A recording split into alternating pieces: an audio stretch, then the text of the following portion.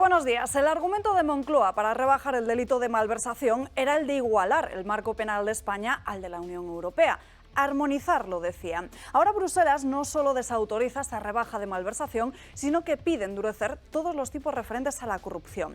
La Comisión de Justicia, el órgano ejecutivo de Europa, ha hecho pública una propuesta directiva en la que exige que las infracciones penales que tengan que ver con el soborno, el tráfico de influencias, la prevaricación o la malversación tengan cierta duración. Duración que en España tendría que subir hasta los 5 años de cárcel como mínimo.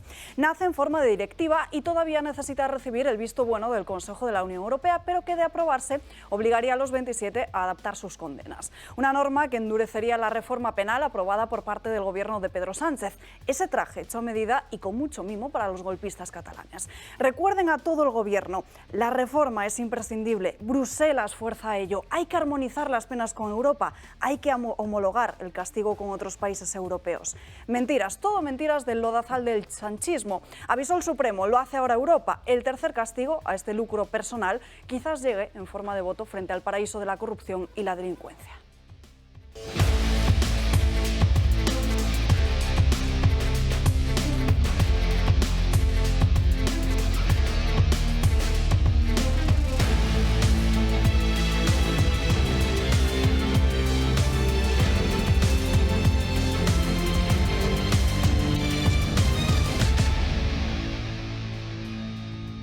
Pues en Dando Caña con muchos asuntos de los que hablar, la reforma del Código Penal vuelve a la mesa de debate. También tendremos que hablar de muchos otros asuntos, como el uso partidista que hace la Moncloa de las instituciones. No es la primera vez que lo vemos, además en los anteriores comicios ya ocurrió. Esta vez Isabel Rodríguez se lleva la reprimenda de la Junta Electoral Central. También hablaremos de economía, de la sequía que está afectando a todo el país, de los datos del paro que se han conocido esta misma mañana, por supuesto, de política autonómica y cómo Ximo Puig incluso habría maniobrado para ocultar información sobre los centros de menores en Valencia. Incluso también analizaremos algunas de las propuestas más absurdas, sí, todavía más, de algunos partidos políticos, como el de Más Madrid. De todo ello hablaremos a lo largo del programa de hoy, así que quédense con nosotros a lo largo de las próximas 2 horas. Saludamos a los invitados que nos acompañan. Josep María Francas, muy buenos días.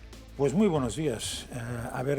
Cuando estabas haciendo el editorial, por el cual te felicito una vez más, me venía a la memoria una frase que os sonará y sabréis incluso quién la dijo, que dijo, los españoles merecen un gobierno que no les mienta. La frase la dijo un tal Rubalcaba y pudo ganar parte de unas elecciones exactamente con esa frase, porque hay que reconocer que la frase es muy buena y difícilmente es contradecible.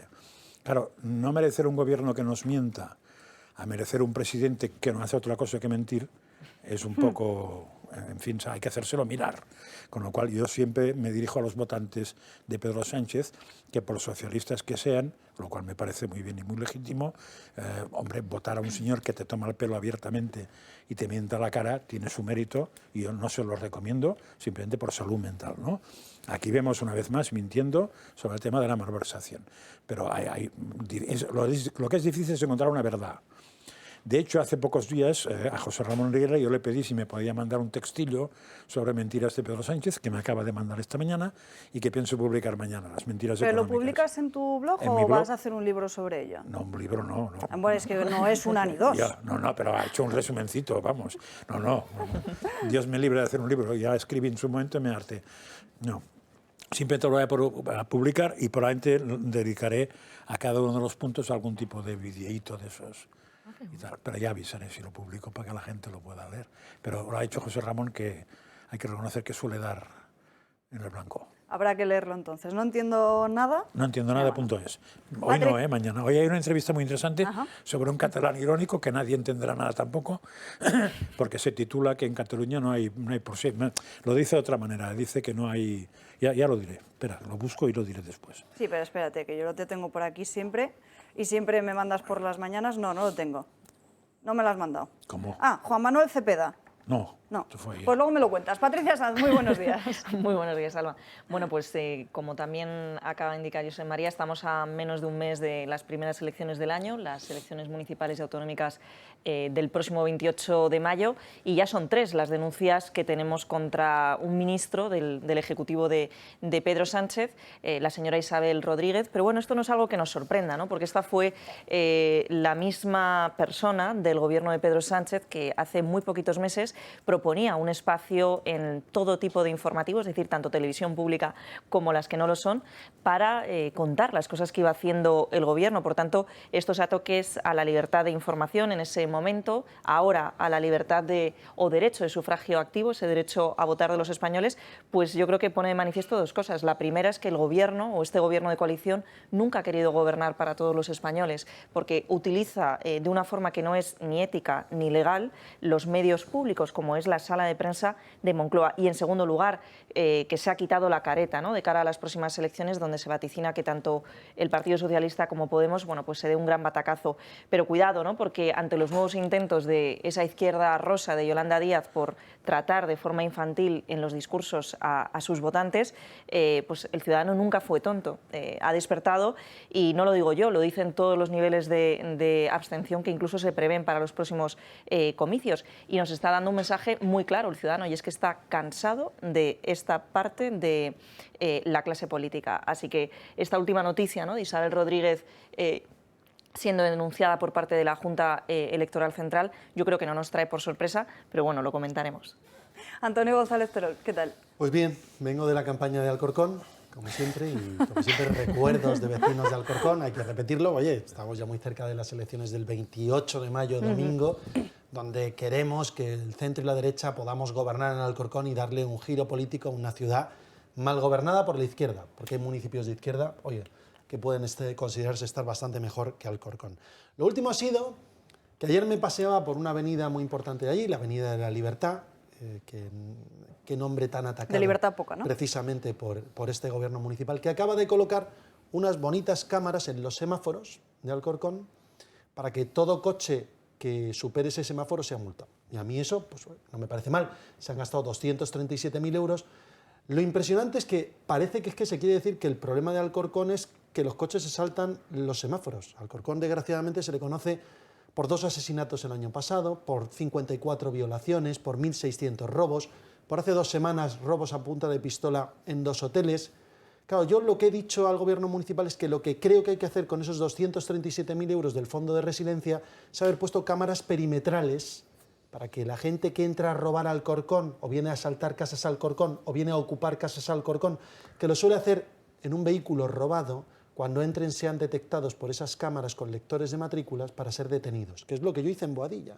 Bueno, algo tan sencillo como esto, han decidido decir que no y han puesto cámaras para multar a los vecinos, para recaudar. ¿Cuál es el problema? Que quien se presenta a las elecciones por el Partido Socialista es la señora de Testa, concejal de Hacienda, que lo que está pensando es en recaudar, no en proteger a los vecinos. Pero yo, que yo he sido alcalde, lo que me preocupa es detener al delincuente, al ladrón, al violador, al ocupa. Por eso quiero cámaras de videovigilancia perimetrales. Y esta mañana y ayer tengo que grabar vídeos de denuncia para recordar una y otra vez que la Avenida de la Libertad, si quiere hacer honor a su nombre, debería garantizar la seguridad y no machacar más todavía a la gente obrera que dicen defender, que luego machacan con multas. Por cierto, multas que, oye, si se supera un semáforo en rojo, bien puestas, pero que no es el problema de Alcorcón, ni el exceso de velocidad, ni el saltarse semáforos. El problema son los robos, las violaciones y las ocupaciones. Y para eso, este ayuntamiento gobernado por Podemos, el señor Jesús Santos es de Podemos, Natalia de Andrés, Partido Socialista, y señora de Testa, concejal de Hacienda y candidata socialista, está gobernado y mal gobernado por unos partidos que son amigos de la legalización de las drogas, que son amigos de la ocupación, que son socios de Ada Colau, que son socios de los independentistas radicales, que todos creen que lo que hay que hacer es machacar al obrero, al currito, con camaritas controlando los semáforos en lugar de controlando a los delincuentes. Y lo que yo quiero es, insisto, que no haya paz para los delincuentes en Alcorcón. Y de eso vengo, de contárselo a los vecinos. Víctor González, muy buenos días, ¿qué tal? Muy buenos días, pues nada, muy contento de estar aquí. Yo creo que están siendo unas semanas muy interesantes. antes de que tengamos nuevo alcalde en Alcorcón en estas 2 semanas, porque el trabajo que está haciendo desde hace meses creo que tendrá, con nuestro apoyo, muy buen resultado, sin lugar a dudas. Y la verdad es que estamos viviendo un escenario de este gobierno que yo lo que quiero son elecciones generales, ¿no? Que vengan a presumir de los datos de paro, de supuesto crecimiento del PIB, que yo creo que van a revisar a la baja. O sea, hemos llegado a un punto en el cual yo cuestiono las cifras que nos va dando el gobierno, creo que están hinchadas. La realidad es que en lo que llevamos de año tenemos 75.000 empresas menos que el año pasado, que el paro en España supera la media de la Unión Europea. Pero bueno, luego hablaremos más en detalle de los números que ha dado el gobierno, que no son para nada para celebrar y que tienen un efecto clarísimo, que es el efecto Semana Santa, ¿no? Por supuesto. Y tendremos que hablar también, Víctor, de la visita de Gustavo Petro a España. Ayer Vox fue el único partido político que tuvo la dignidad y la decencia moral de levantarse del Congreso de los Diputados, mientras otros se dedicaban a aplaudir ese discurso. Bueno, es que los españoles probablemente no saben quién es Petro. Petro es un terrorista. Estaba apodado, perdóname la expresión, el cacas. El tío secuestraban a gente, hacían un agujero en el terreno, los metían dentro y él como comandante le pusieron eso porque tenía de vez en cuando les echaban de comida a las personas que secuestraban, les ponían unas maderas encima y él abría las maderas y solía defecar encima de las personas que tenía secuestradas. Este señor, además de los atentados de sangre, de asesinatos de magistrados en Colombia, de lo cual iba a participar, pero no participó porque fue detenido previamente. Nunca se ha arrepentido, yo creo que esto es muy importante, nunca ha pedido perdón, todo lo contrario, presume de ello, es como tener a un asesino de ETA en la presidencia del gobierno. Entonces, claro, a mí, yo tengo que decir, yo ayer estaba incómodo con lo que íbamos a hacer, porque no deja de ser el presidente de una nación soberana, de una nación hermana, pero luego miraba al personaje y, oye, en España hemos tenido miles de heridos, 800, ya no me acuerdo el número de muertos que hay, pero bueno, de los cuales una gran parte están sin resolver. En Colombia es que son decenas de miles de personas asesinadas por el terror del cual este hombre ha formado parte. Entonces, no podíamos estar impasibles y yo creo que con bastante dignidad, de una manera silenciosa, nos levantamos y nos fuimos. Pero claro, a mí me ha gustado alguna de las cosas que han hecho otras formaciones políticas y otras no. No es de recibo recibir a este señor y mucho menos darle la gran orden de Isabel la Católica, que a lo mejor, no sé si se la han dado ya, pero cuando se la den empieza a salir vapor como un demonio poseído, una persona así, pero vamos, es un criminal, y es que es lo que es Petro, ¿no? Es lo que es Petro y no le podíamos recibir. Y no sé si habéis visto, yo me he leído el discurso que ha dicho, las tonterías que ha podido decir, sin entrar en las ofensas a España previas a su viaje que había hecho. Pero hablaremos. Luego hablaremos de ello. Antes nos centramos en esta campaña electoral porque, como les decíamos, la Junta Electoral ha abierto un expediente a Isabel Rodríguez por un uso partidista de la sala de prensa de la Moncloa. Todo se remonta hace apenas unos días a una rueda de prensa después de un Consejo de Ministros donde la ministra y portavoz se dedicó a criticar al Partido Popular por no apoyar esa ley de vivienda que en la que estaba trabajando el propio Partido Socialista con sus socios de gobierno. Como saben, es el órgano, la Junta Electoral es el órgano encargado de velar por la neutralidad una vez se convoca esas elecciones. Ya en 2019 ocurrió algo similar.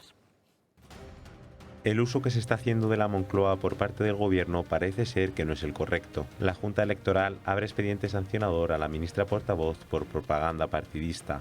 El órgano considera que Isabel Rodríguez ha vulnerado la ley orgánica del régimen electoral general por hacer propaganda y atacar a Feijóo en la rueda de prensa posterior a la reunión del Consejo de Ministros del 25 de abril. No es la primera vez que la ministra portavoz recibe un ataque de atención por no realizar sus funciones y utilizar los espacios gubernamentales correctamente.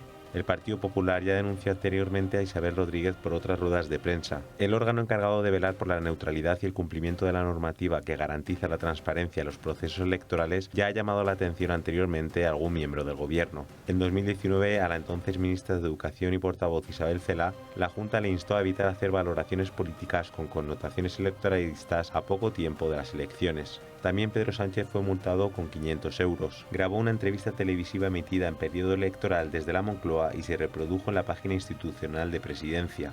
Los socialistas con frecuencia utilizan actos del partido para anunciar propuestas que se van a aprobar en el Consejo de Ministros, como hizo Pedro Sánchez al decir durante la conferencia municipal del PSOE que iba a poner en alquiler 50.000 viviendas de la Sareb a precio asequible. El gobierno se salta las normas y utiliza las instalaciones para hacer propaganda partidista. Bueno, pues como les decíamos, ese ataque al Partido Popular se produjo en una rueda de prensa después de un Consejo de Ministros. No es la primera vez que en calidad de gobierno hemos escuchado a cualquier dirigente hablando de cosas de partido, o incluso, como el propio Pedro Sánchez, anunciando esa ley de vivienda en un mitin del Partido Socialista que al final nadie entiende qué es lo que tiene. Pero a ver, yo creo que eso hay que denunciarlo en la Junta. La Junta tiene que actuar como corresponda, pero es de risa que la multa al señor Sánchez fuera de 500 euros.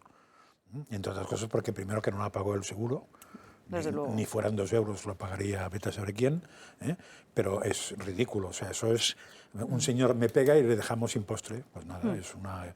Sin postre, que además no toma postre habitualmente, pues nada, es perfecto. Claro, con ese tipo de planteamientos, el PSOE no es que no aprenda, es que no tiene ningún interés en aprender. Porque si tienes un mostrador tan grande para llegar a tanta gente y puedes tirarte a la piscina y decir lo que quieras y te costará como mucho 500 euros, ya me explicarás tú a mí lo que van a hacer. Patricia. A mí me llama mucho la atención, ¿no? Porque nuestra ley orgánica que regula el régimen electoral general establece una serie de supuestos muy tasados. O sea, no se puede ni siquiera, no puede ni siquiera un ministro o el propio presidente del gobierno inaugurar una obra, un servicio público. Incluso dice la ley que no puede ni siquiera utilizar expresiones que normalmente utilice en campaña, que utilice en sus mítines políticos. Bueno, yo me pregunto si de verdad estaban tan acostumbrados como hemos estado viendo a la portavoz del gobierno, Isabel Rodríguez, a vanagloriar a su líder, en este caso el presidente del gobierno, Pedro Sánchez. Oiga usted, es que sabe perfectamente que desde que celebra, ¿no? o prepara esa convocatoria de elecciones, que en este caso fue durante el pasado mes de abril, no puede utilizar ningún término. Y no puede y no debe, porque es que está legalmente tasado.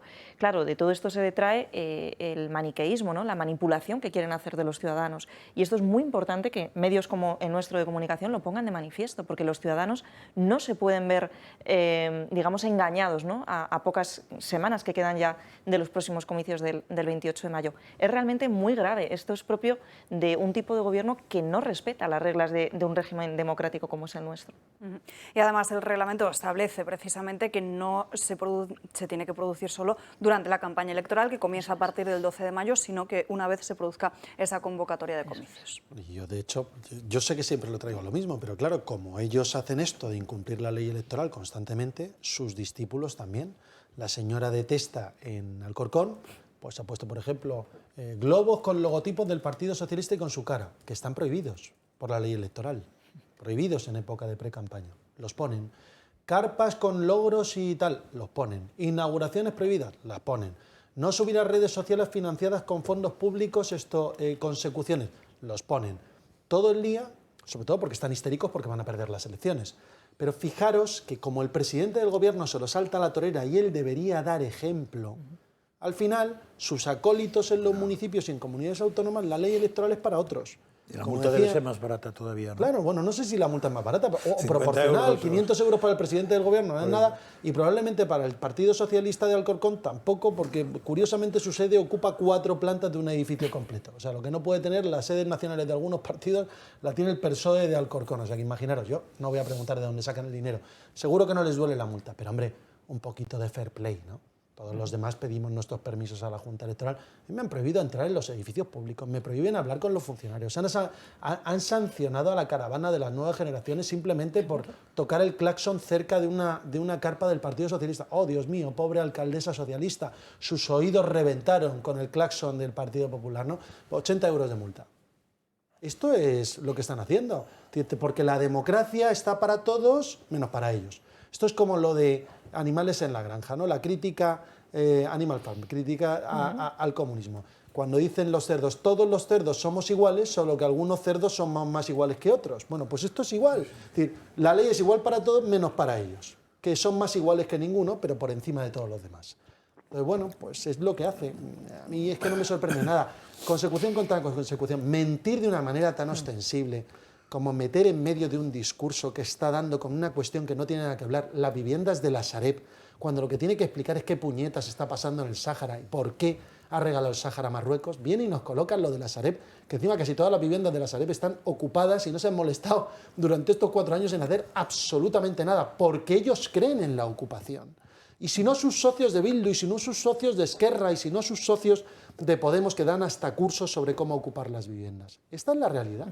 Con lo cual, la ley electoral, si es el menor de los problemas, fijaros lo que han hecho con los golpistas, los indultan. Eso sí, el Partido Popular no puede hablar con Vox. Vox es un partido de extrema derecha. Pero es lícito hablar con Bildu, es lícito hablar con los golpistas, es lícito pactar con los comunistas. ¿Pero esto qué es? ¿Escriben ellos lo que es el concepto libertad y democracia? Porque es lo que nos están haciendo. Y ahora, claro, si lo hacen ellos, 500 euros de multa es una multita. Oiga, que utilizó la sede de la presidencia del gobierno para dar un mitin político.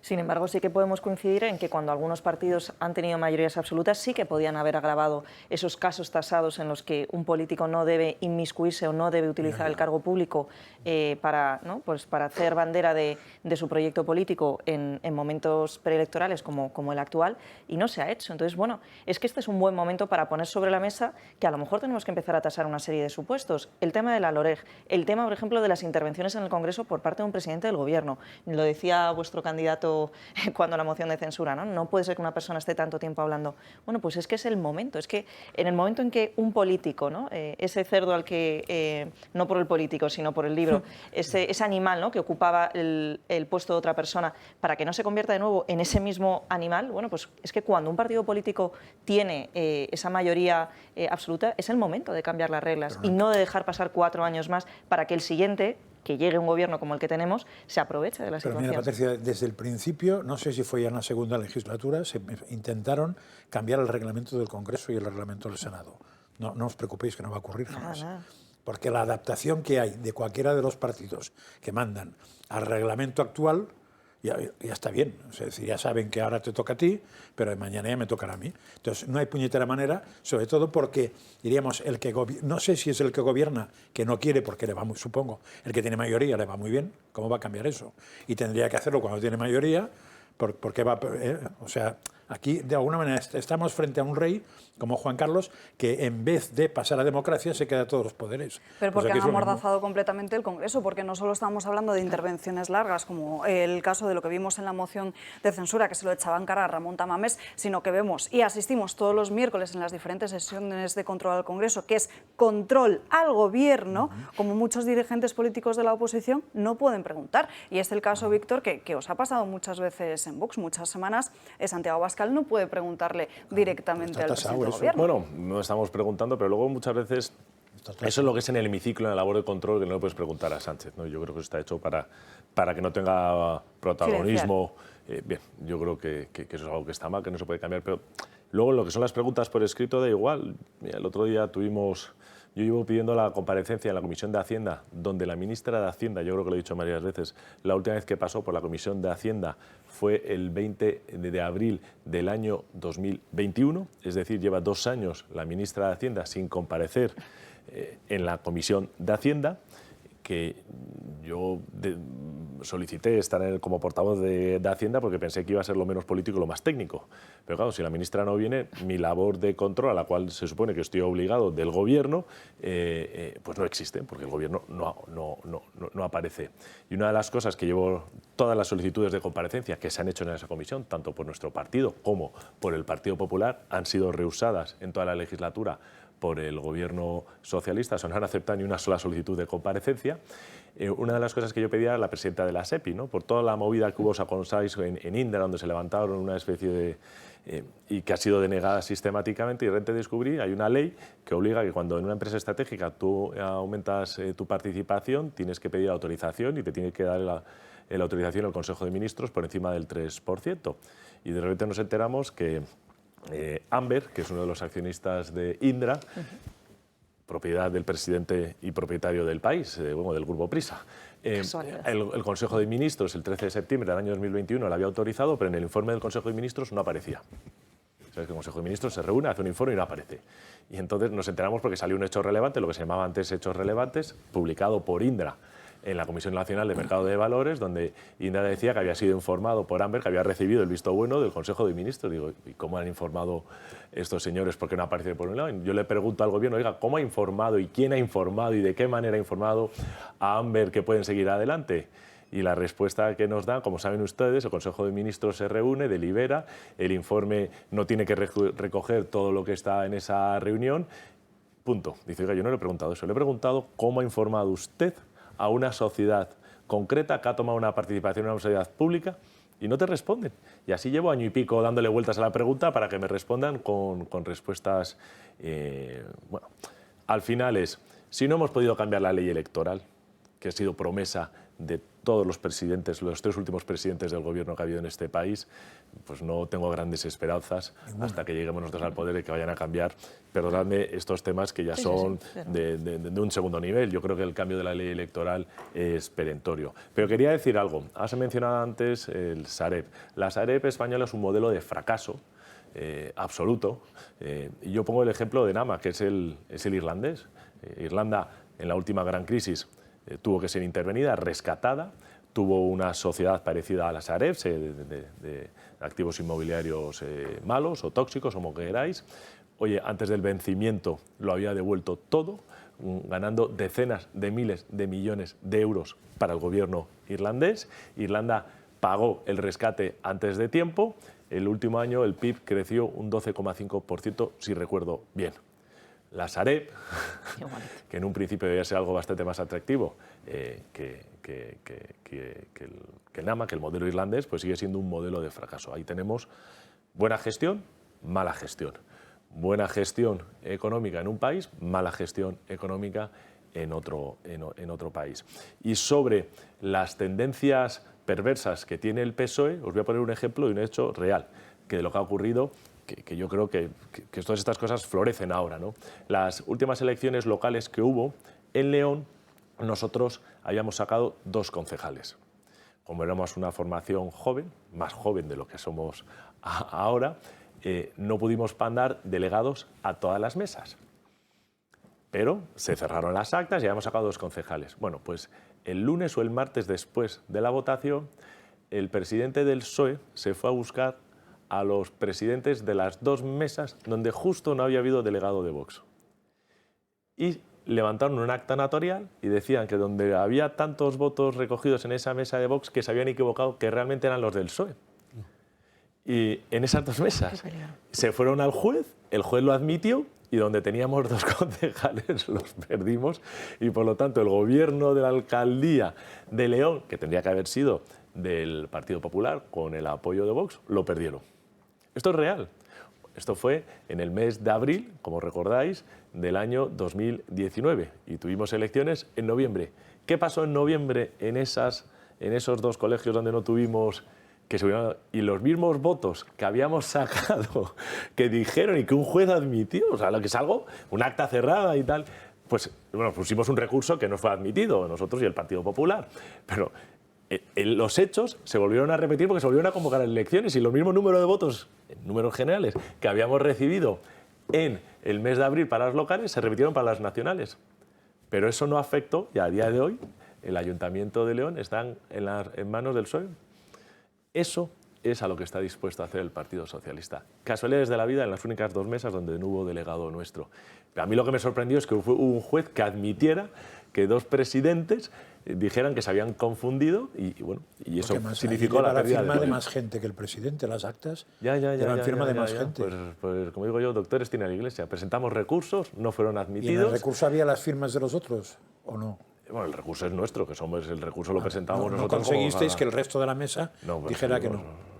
No, pero además es que no fue posible. La verdad es que tengo que decir que los 2 recursos estaban bastante bien hechos, pero no hubo manera. No hubo manera. Se perdió la alcaldía de León por eso. Pues mucha alcaldía esa, ¿no? 4 meses después volvimos a sacar el mismo número de votos que dijeron que habíamos sacado y que luego dijeron que no habíamos sacado. Tremendo. Dos asuntos muy rápidos antes de irnos a una breve pausa de publicidad. Luego iremos con el asunto de la vivienda y el tema de Sareb, porque les vamos a mostrar un mapa de cuál es la situación del alquiler en nuestro país. Bueno, ya saben que durante estas últimas horas el asunto para la mayor parte de los medios de comunicación ha sido ese ridículo de Félix Bolaños en el acto del 2 de mayo por intentar salir en la foto de la tribuna de honor. Bueno, pues parece que Moncloa ha estado filtrando unos correos que, según publica hoy el diario La Razón, además, el Partido Popular está desmintiendo.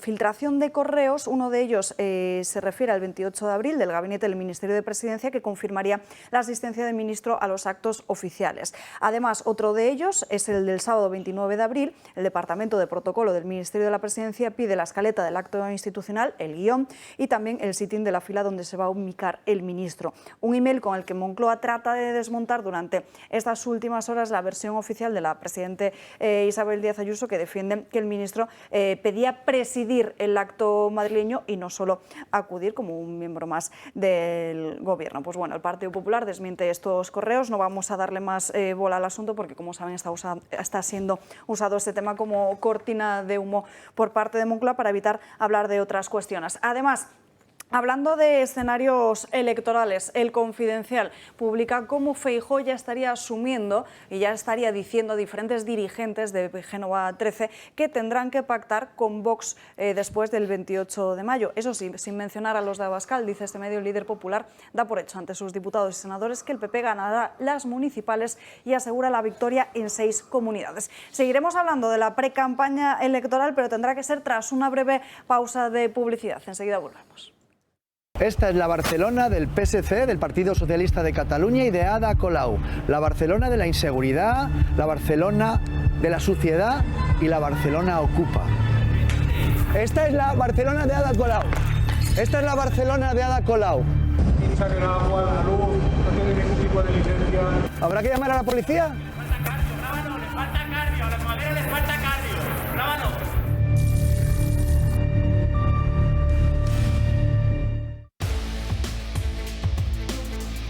Estamos de vuelta en Dando Caña, pasan 3 minutos de las 12:30 y, como les decía antes de irnos a esta breve pausa de publicidad, vamos a seguir hablando de las elecciones del próximo 28 de mayo. En concreto nos vamos hasta Pamplona porque tenemos conexión en directo con María Estevez, que es la candidata de Vox a su ayuntamiento. Muy buenas tardes.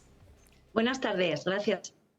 Hablemos de algunos de los temas que preocupan a los vecinos. Uno de ellos, la inseguridad en las calles de Pamplona. ¿Cuál es la situación actual? Bueno, pues tenemos una situación muy preocupante, nunca conocida en Pamplona e incluso en Navarra. Tenemos el 86% de la población de Pamplona que cometen el 33% de los delitos los inmigrantes africanos, siendo el 1,9% de la ciudad. Y el 48% de los delitos lo cometen ellos. Estos son datos que no nos inventamos nosotros, sino que nos los pasa un informe de la Policía Municipal de Pamplona. Con esto no queremos que nos acusen de que somos racistas ni xenófobos, sino que estamos diciendo la realidad en Pamplona. Cada día, bueno, en el mes de febrero tuvimos un mes negro en Pamplona, con una violación a una niña de 12 años en un piso, un inmigrante, en el propio piso donde lo tenemos, donde está tutelado.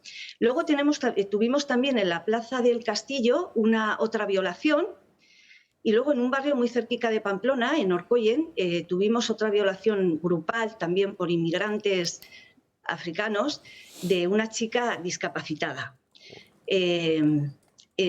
En pueblos muy cerca también de aquí de Pamplona, como es Marcilla, tenemos la casa de Menas, que bueno, desde que llegó al pueblo, el pueblo ha dejado de ser un pueblo tranquilo, los niños no pueden jugar en la calle, pues como hemos hecho toda la vida en los pueblos. Las personas mayores están atemorizadas también, pues porque a la hora de ir pues para hacer simplemente la gestión de ir al banco a sacar dinero, bueno, pues tienen miedo porque tienen que estar mirando a ver si les están siguiendo. Y bueno, y día sí, día no hay más que broncas y altercados. La propia policía foral fue agredida en una de las intervenciones que tuvo que hacer en el pueblo Y bueno, pues así os cuento cómo tenemos la situación de la seguridad aquí en Pamplona. ¿Y qué proponen desde Vox para revertir esta situación y para combatir ese incremento de la criminalidad en Pamplona? Bueno, pues nosotros lo hemos dicho ya muchas veces, que no tenemos que seguir acogiendo a más inmigrantes, a más los llamados menas en Navarra. Tenemos suficientes. Aquí ellos no vienen y no saben integrarse como lo puede hacer cualquier otra persona. Entonces, nosotros lo que proponemos es que no se sigan firmando protocolos de acogida de menas. El Ayuntamiento de Pamplona, en el 2019, firmaron un protocolo de acogida de menas y lo firmaron Unión del Pueblo Navarro y el Partido Popular. En el 2020, si no recuerdo mal, o sea, en el 2021, si no recuerdo mal, se firmó otro protocolo de acogida de menas junto con el Gobierno de Navarra y la delegación del Gobierno. También lo firmaron Unión del Pueblo Navarro y el PP. Pero por si eso no era poco, acaban de firmar también un nuevo protocolo de más acogida de menas propuesto por Bildu, y UPN y PP lo han firmado también. Entonces, nosotros lo que proponemos es que se deje ya de firmar protocolos de acogida. Y si los tenemos aquí y los hemos acogido aquí, tenemos que tener un control sobre ellos. Es muy bonito decir, los tenemos en acogida, les ponemos una casa, les ponemos un piso y que no sean controlados por nadie. Y así pasa pues lo que está pasando. Nosotros decimos siempre lo mismo, los menas con quien mejor están es con sus padres. Proponen también adelgazar esa estructura del ayuntamiento y evitar de este modo duplicidades. Por ejemplo, la Casa de la Mujer y el Instituto de la Igualdad, o la Casa de la Juventud y Instituto de la Juventud. Eso es, que están totalmente duplicados. Estamos dando un servicio doble el Ayuntamiento de Pamplona y el Gobierno de Navarra. Entonces creo que el ciudadano no hay derecho a que gastemos su dinero en duplicidades que solamente son para colocar amigos, para hacer, para entre comillas, hacer negocio de ello. Entonces nosotros queremos suprimir todas las infraestructuras, bueno, las que has nombrado. Y bueno, y alguna más, como por ejemplo es la Agencia Energética de Navarra. Tenemos una Agencia Energética de Navarra, tenemos una oficina energética del Ayuntamiento y por si eso fuera poco, han abierto una oficina energética en Pamplona también. Y nosotros cuando nos enteramos de todo esto, pues les dijimos en plan así como de broma, a ver si van a abrir una agencia energética en cada barrio, si había que colocar a más amigos. Y bueno, pues fue como una broma, pero resulta que creo que ya van 2 más las que han abierto en barrios. Entonces, nosotros queremos acabar con todas las duplicidades que están todas solapadas con el Gobierno de Navarra, porque nosotros lo que queremos dar es unos servicios de calidad al ciudadano. Lo que queremos hacer es que el dinero se revierta en los servicios que necesita el ciudadano, que necesita el pamplonés. Los servicios sociales, por ejemplo, nosotros creemos que son para reinsertar y ayudar puntualmente, no para hacer de un ciudadano dependiente de los servicios sociales. Además de parar de una vez por todas esas duplicidades, también piden eliminar el gasto superfluo y con esto me refiero a cursos, charlas o diferentes campañas, ¿no? Efectivamente, se están duplicando los cursos y charlas, pues, por ejemplo, referente al colectivo LGTBI, pues dando charlas y cursos. Habréis escuchado, pues, por ejemplo, de los cursos de chochocharlas y, bueno, en fin, una serie de cosas que al ciudadano es que eso ni le importa. Al ciudadano lo que le importa es que le des un buen servicio, que no dependa de los servicios sociales para eso, que tengan las infraestructuras necesarias. En fin, lo que demanda cualquier persona normal de la calle. Además, ha sido muy polémico en las redes sociales una foto que publicaba UPN en su propio perfil de Twitter. Es esta que están viendo en sus pantallas nuestros espectadores. Suponemos que usted también la ha visto porque han sido muchos los que la han criticado, que además es una foto de UPN con sus candidatas llevando un velo en una mezquita. No sé qué opinión le merece esto. Bueno, pues a mí me parece lamentable, no puedes estar buscando a cualquier precio tener o querer crear unas infraestructuras. Yo creo que están muriendo muchas mujeres precisamente por el tema del velo. Y entonces lo que no me parece normal es que ellos quieran normalizar la sumisión de la mujer. Pues María Estevez, muchísimas gracias por estar con nosotros en directo. Le deseamos lo mejor el próximo 28 de mayo. Un placer. Muchas gracias a vosotros. Una cosica quería decir. Adelante. Una cosica. Este sábado, día 6, Osasuna juega la Copa del Rey. Entonces, desde aquí les queremos mandar mucha fuerza para que nos traigan a los pamploneses y a los navarros la Copa de Su Majestad el Rey de España. Muchas gracias. Pues toda esa suerte le deseamos. Gracias, María, un placer. Gracias. Seguimos en esta precampaña electoral, cambiamos ahora de tercio porque tenemos que hablar de Radio Televisión Española. Se ha quejado Ione Belarra del tiempo que van a tener los spots de campaña electoral de Podemos en el ente público. Ha publicado en sus redes sociales el siguiente tuit que van a ver, que dice que Radio Televisión Española deja fuera de los spots electorales a la coalición de Podemos e Izquierda Unida. Vamos a recurrir inmediatamente a esa decisión antidemocrática. El PSOE y el PP controlando la televisión pública para blindar el bipartidismo. Esto es lo que dice Ione Belarra y se refiere a que la corporación solo contempla al Partido Socialista y al Partido Popular con 45 minutos cada uno, Ciudadanos con un total de 30 minutos y para Vox se reservan 15 minutos. Esta denuncia que hace Ione Belarra parece que no va a tener mucho recorrido porque es algo que se contempla en la propia ley electoral, es decir, es la Junta Electoral Central la que determina los tiempos electorales de cada formación política. Y me estaba pidiendo Víctor la palabra porque supongo que me dirá que cuando le pasó esto a Vox, entonces nadie se quejaba. Ya no digo nada más. El silencio es una opción, es lo que quería decir. No está decidido, ¿eh? O sea, lo que hay es la propuesta de Radio Televisión Española a la Junta y ahora la Junta tiene que aprobar o no aprobar la propuesta. Y esta mañana vieron una entrevista en la 1 donde el periodista la intentaba explicar a la otra que eso estaba dentro del marco legal. Y la verdad es que como no me interesa ni Belarra ni eso, me he desconectado, con lo cual no sé qué argumentos daba uno y otro. Yo quiero ahondar, yo quiero decir que realmente Radio Televisión Española está entregada a Podemos. O sea, el PSOE se lo ha dado a su socio de gobierno. Y es un panfleto de Podemos, de la izquierda más radical, durante todo el año. Ahora, que en la distribución de los tiempos no estén conformes, bueno, pues ¿qué quiere decir, no? Aquí estamos nosotros para hablar de nuestra... Quiere decir que al PSOE no le interesa... Al PSOE no le interesa. No le interesa que Podemos saque la cabeza, es bien fácil. Punto pelota, pero bueno, el agravio comparativo con Vox... Porque si le interesaba lo hubiera puesto es y histórico, tú. ¿no? En su momento, porque no teníamos representación, luego no teníamos representación porque no era suficiente, después, bueno, ya ahora... No os metían ni en el CIS, creo recordar, ¿no? No.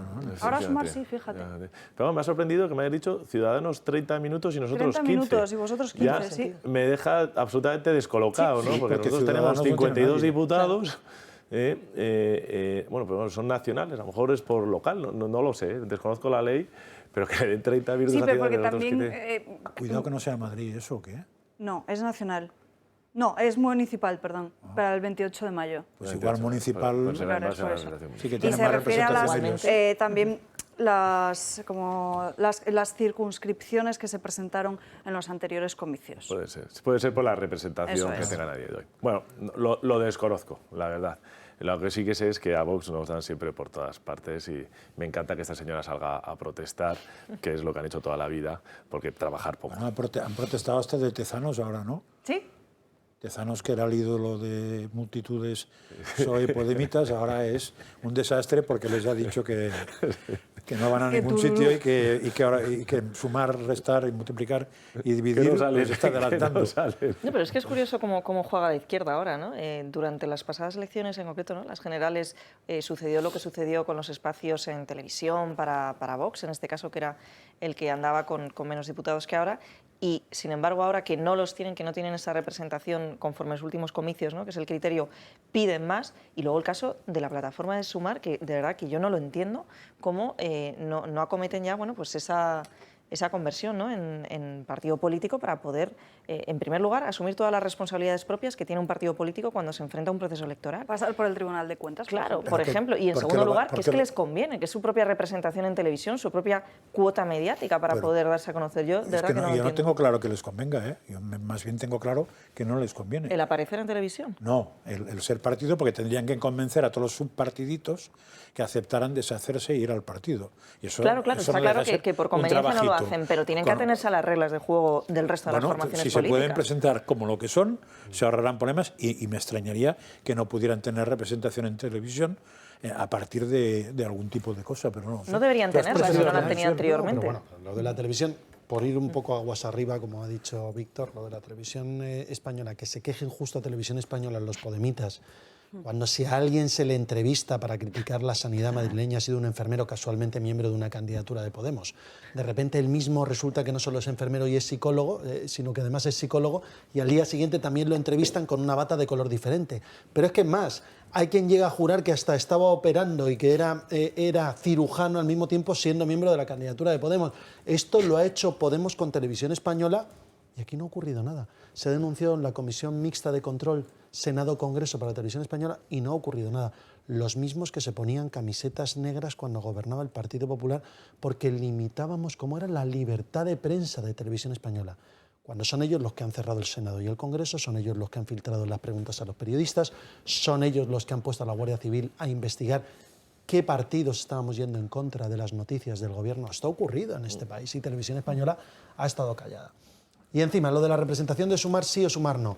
¿Qué le ocurre a Sumar? Que si vas a municipales, en municipales esta coalición de pequeños partidos es a su vez otra coalición de partidos más pequeños, porque se presentan a infinidad de elecciones en 8.131 ayuntamientos. Probablemente esa fusión o esa pérdida de identidad jurídica que obliga a esos pequeños partidos a la hora de subsumirse sea tan compleja que han decidido no asumirla. Y luego también le viene bien al Partido Socialista, ¿eh?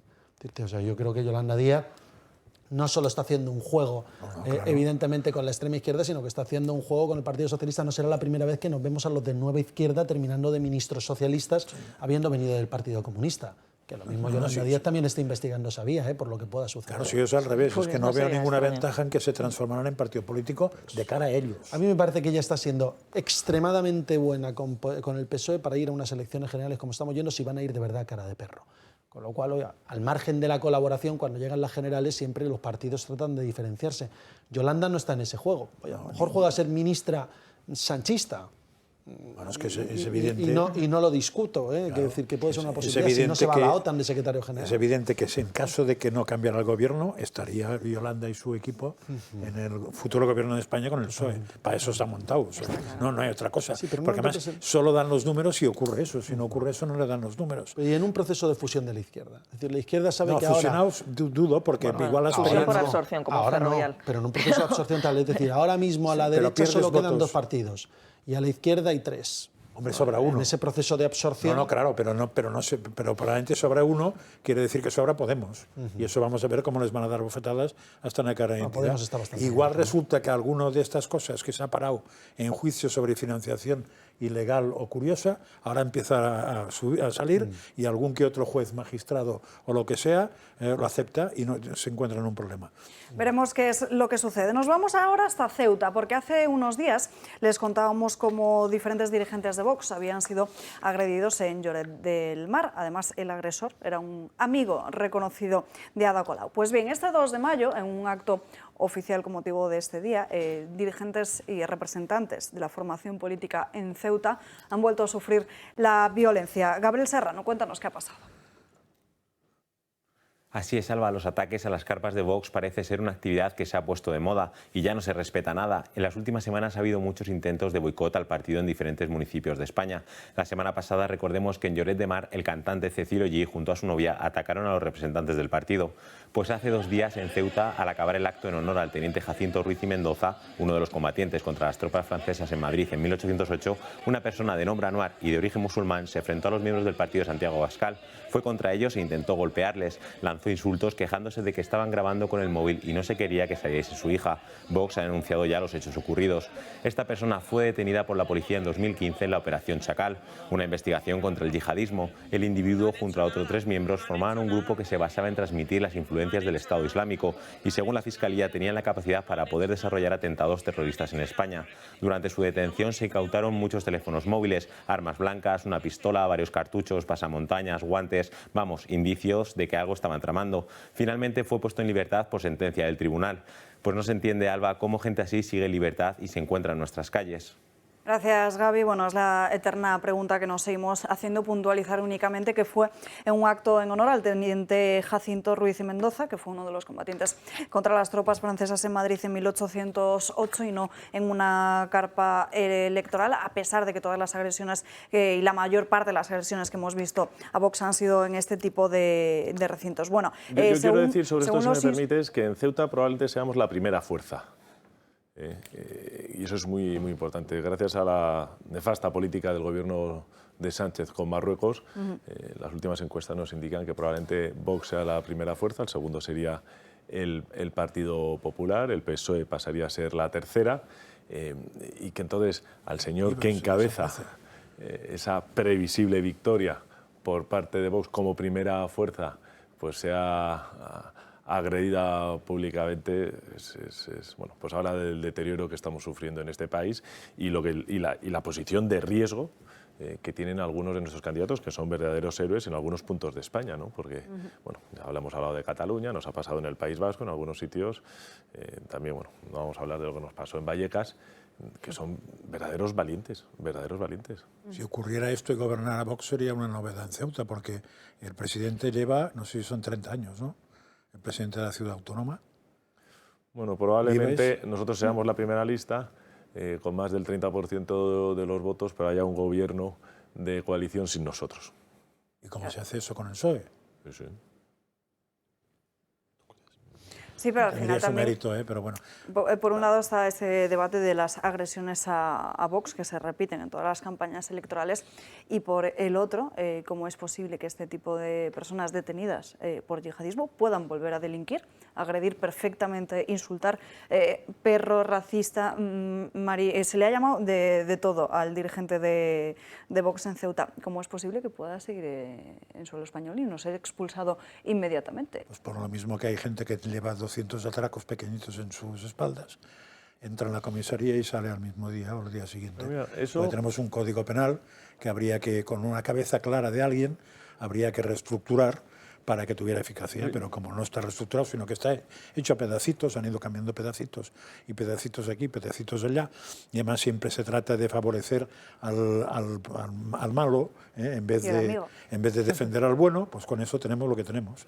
Pero esto viene con lo que decía nuestra candidata Navarra, con la que hemos podido escuchar antes. Yo creo que nosotros tenemos que ser libres o sentirnos libres para buscar la verdad.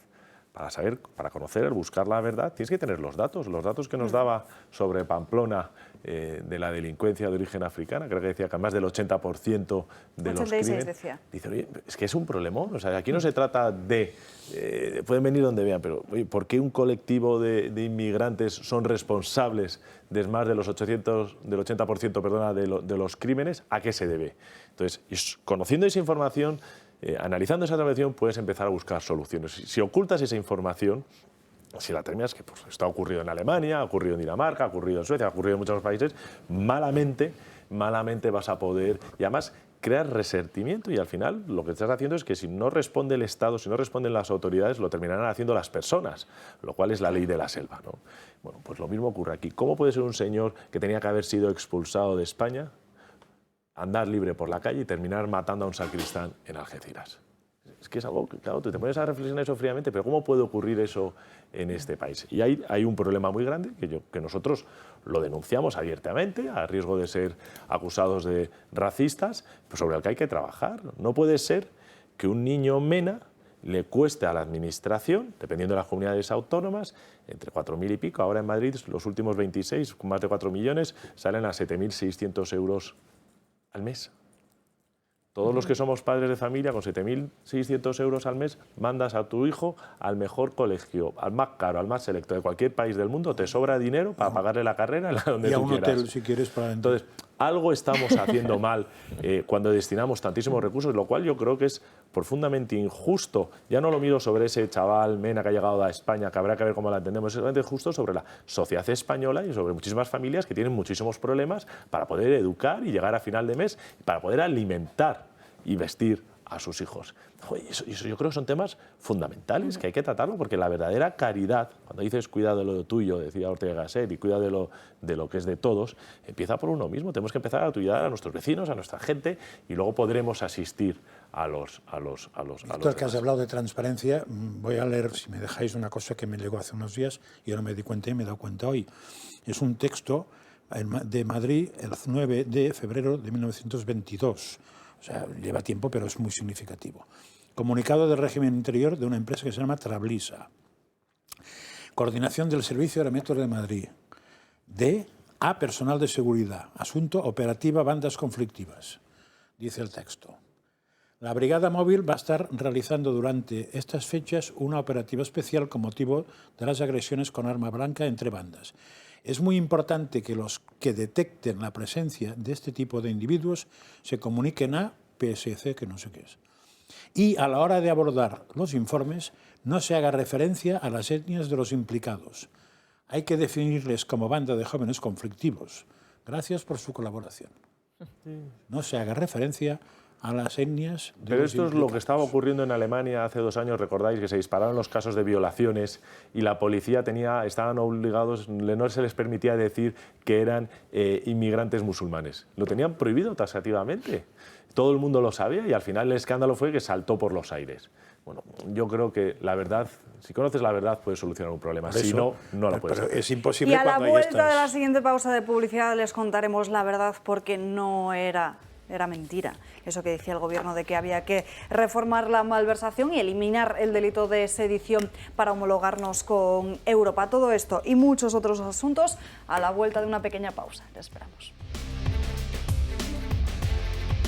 Ya estamos de vuelta en Dando Caña, 1:00 de la tarde, y como siempre hasta ahora, Ana Gullo y sus crónicas de manicomio. Buenas tardes, Ana. Muy buenas tardes, Alba. Y hoy tenemos que hablar de Abby Fender, que es una mujer de 39 años de Texas, que le ha ocurrido algo inusual y bastante aterrador.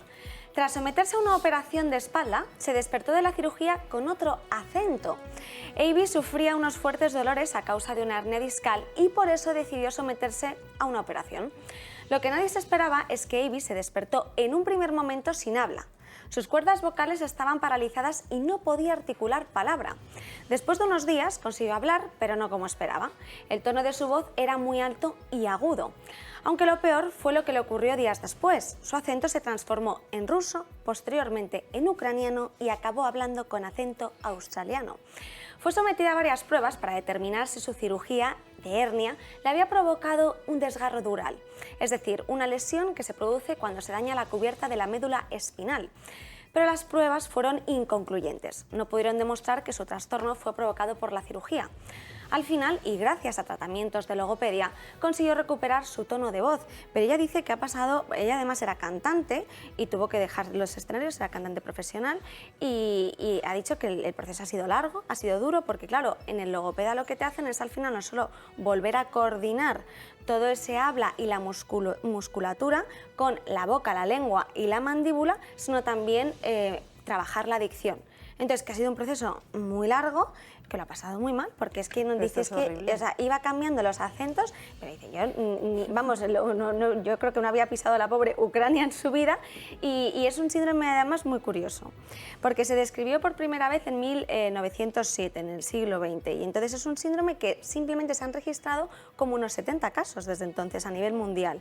Entonces, es un síndrome que dicen que puede afectar sobre todo al área de Broca, que es el lóbulo frontal del cerebro, y claro, es un área sobre todo esencial para que podamos, la capacidad de la persona para poder expresarse, no solo a nivel de expresión, sino también escrito. O sea, te puede afectar incluso a la hora de escribir. A ella solo le afectó en los acentos, pero estuvo unos días sin poder articular palabra.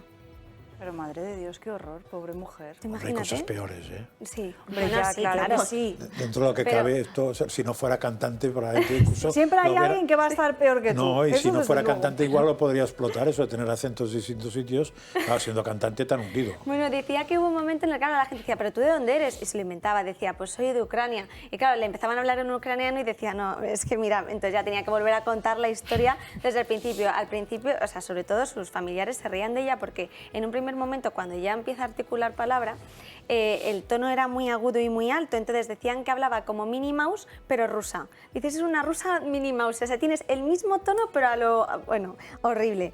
La pobre, o sea, ha sido un traumático. Y no es la primera vez que ha ocurrido, por ejemplo. Tienes más ejemplos, ¿no? Sí. El Daily Mail, un periódico, decía el mes pasado, otra persona también de Carolina del Norte salió de una operación, pero en este caso porque era una cirugía de tumor, para quitarle un tumor que tenía, y también acabó hablando con acento irlandés. Dice que nunca había pisado el país, en este caso no sé si lo ha vuelto a recuperar o no, pero es que además he visto qué tienes que hacer si te ocurre algo así y únicamente puedes ir al logopeda. O sea, es la única solución que te dan. Ahora entiendo por qué yo tengo acento catalán. Porque me operaron de la cadera, ¿no? No, a ver, los acentos es una cosa es un proceso subconsciente que hacemos causados por los patrones de sonido que tenemos de nuestro idioma oficial, de A nuestro mí, por idioma ejemplo, local. me pasa, yo soy gallega, pero yo creo que no tengo acento, pero, pero- sin embargo pero me lo habrás- dicen que cuando hablo con mis padres o con alguien de Galicia sí tengo Pero lo habrás acento. trabajado para no tenerlo, No. ¿no? Pues creo que te yo conozco acostumbras. periodistas de esta antigua casa, concretamente una chica que presentaba unos informativos, que era un perfecto castellano, y cuando había publicidad... Se le iba el vamos, acento, ¿no? Lo de Córdoba quedaba corto, no se entendía nada. Bueno, Y para que se encendía la luz y solamente ¡plac! Otra vez. matizar para que nadie se asuste, esto suele ocurrir sobre todo en accidentes cerebrovasculares y también en trastornos a lo mejor psiquiátricos, pero eso es el caso muy Ya es inferiores. peor, eso sí. Sí, eso ya son es peor, sí. trastornos traumáticos que te pueden desencadenar este síndrome, pero no es lo normal. Pues ahí queda ese apunte. Ana, ¿qué otra noticia, qué otra locura nos traes para hoy? ¿Sabéis quién es Andreas Peck? Yo tampoco lo sabía, pero es el primer extranjero no binario residente en España que ha conseguido que la justicia avale su identidad de género en el Registro Central de Extranjería. Andrea no se identifica ni como hombre ni como mujer. Y tras recurrir una sentencia, ha conseguido que el Tribunal Superior de Justicia de Andalucía le diera la razón. Un hecho histórico que abre la puerta para que el Ministerio de Interior introduzca una tercera casilla para personas con género indeterminado en el registro de extranjería. Me siento bastante eufórico, que wow, hemos ganado por fin, después de tantos años. ¿Qué ha hecho Hacienda conmigo? Vale, me han puesto como hombre. Entonces marco la casilla hombre, la Seguridad Social me tiene como mujer. Tenemos que poner hombre o mujer en cualquier formulario que se nos da. Según la sentencia, resultaría distorsionador que en el pasaporte de Andrea, que es a su vez coincidente con el registro civil alemán, figure como sexo el de indeterminado y que sin embargo en un registro español como este figure como sexo el de hombre. La sentencia es firme y ha actuado conforme al derecho internacional, que permite que lo que sea reconocido jurídicamente en el país de origen no se modifique con el de otro Estado de la Unión Europea. Bueno, la Abogacía del Estado, esta sentencia fue firme, salió el 23 de enero, la Abogacía del Estado tenía 30 días para poder recurrirla en casación ante el Tribunal Supremo y al final no lo hizo, entonces queda Yo me he perdido en lo que has explicado, porque al principio Sí. estabas hablando de género y al final estás hablando de sexo. Bueno, es Entonces, que ella... yo, evidentemente, si en el carnet de identidad, que no sé si lo pone género, pues poner el que quieras, medio pensionista.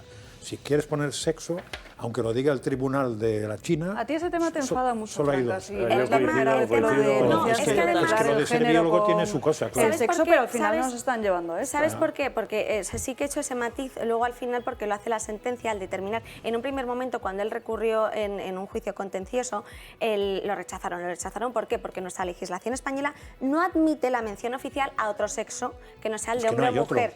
Claro. Y tampoco lo han hecho con la ley trans. Entonces, ¿qué ha ocurrido? Que aquí lo que se ha aplicado es el derecho internacional. Es decir, si en tu país de origen, en tu pasaporte y en tu carnet de identidad viene que eres de género indeterminado, aquí se pondrá. Pero otra cosa distinta es que nuestra legislación... Sí, se hace referencia al género y no al sexo. Pero no pondrá género, porque en España Claro, lo que no van a hacer en España al final para no... O sea, es simplemente un trámite más sencillo lo que han dicho, porque ahora es la policía la que tiene que cambiar ese registro. No sé cómo lo harán. Lo que han determinado es que pongan esa tercera casilla de género indeterminado. Si es de género, yo acepto que pongan lo que quieran, ¿eh?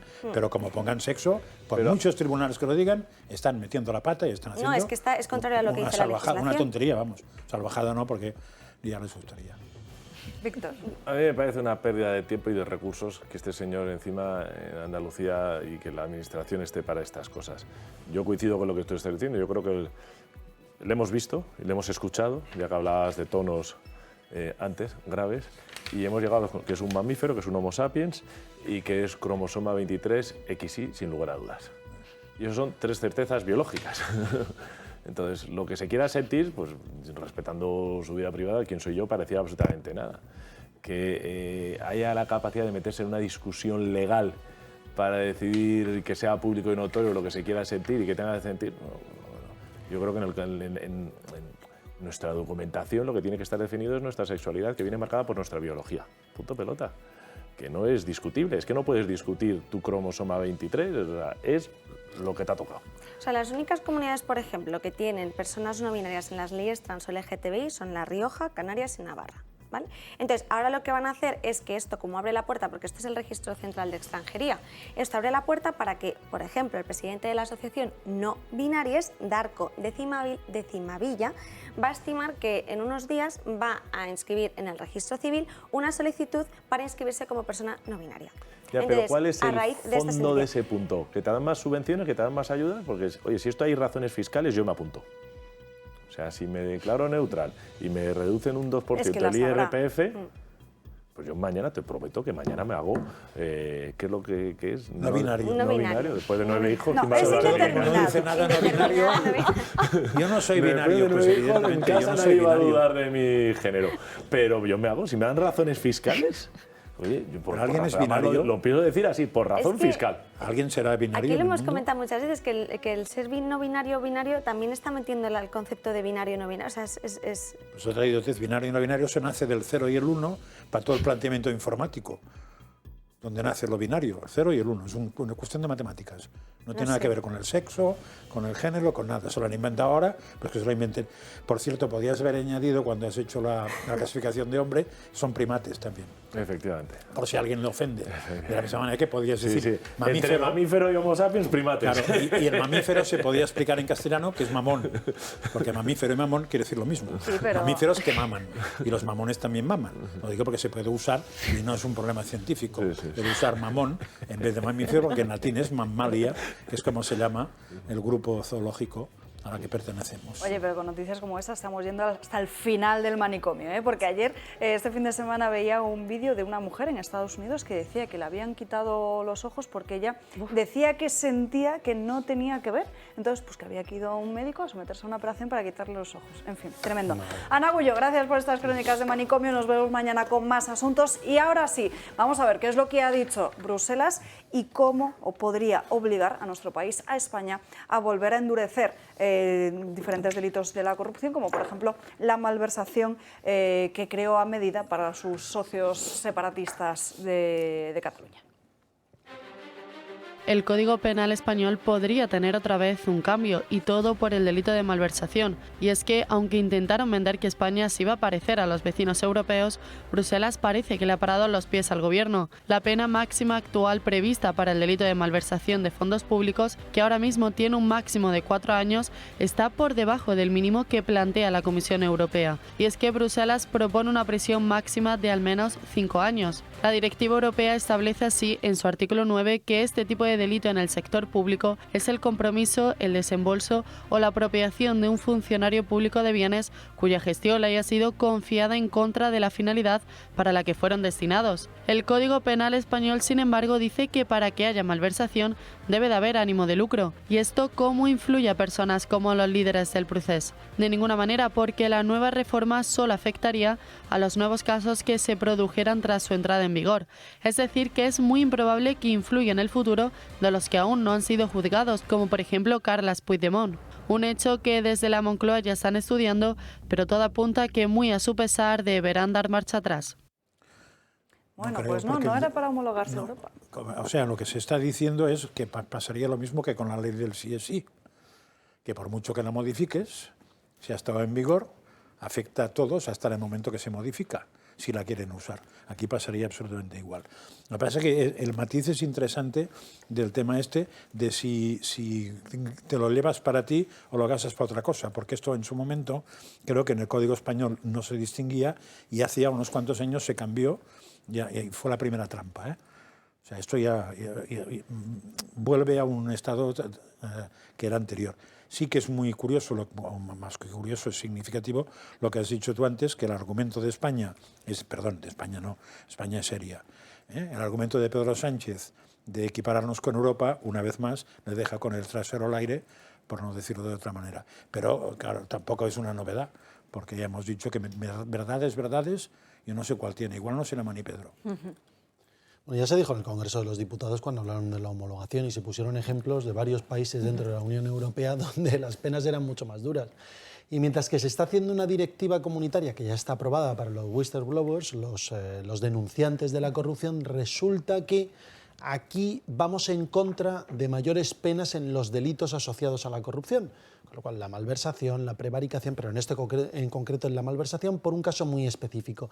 Y esto lleva a que la Unión Europea sí que ha sancionado a Hungría y a Polonia por modificar leyes para poder controlar el Poder Judicial, pero cuando el Gobierno de España ha modificado leyes para beneficiar a sus socios de gobierno, que tenía que haber actuado de oficio, no lo ha hecho. Luego, tirón también de orejas a la Comisión Europea, que decide tomar una decisión de endurecimiento en lugar de llamar una atención a un gobierno dentro de la Unión Europea que se está saltando la ley a la torera y que ha utilizado a la Comisión Europea como excusa, porque la excusa de la homologación en una competencia de la Unión Europea que, por cierto, no está comunitarizada, es decir, que no pertenece al ámbito comunitario, sino que es una decisión entre los Estados, pues hombre, evidentemente la Comisión Europea se puede haber quejado, pero von der Leyen aquí se ha callado y yo, que soy profundamente europeísta, aquí lo tengo que decir, es una vergüenza que se haya permitido desde Bruselas que se haga esto y que ahora decidan que, bueno, la manera de llamarle la atención es endurecer globalmente las penas. Pues vamos a lo mismo, depende de un acuerdo entre Estados,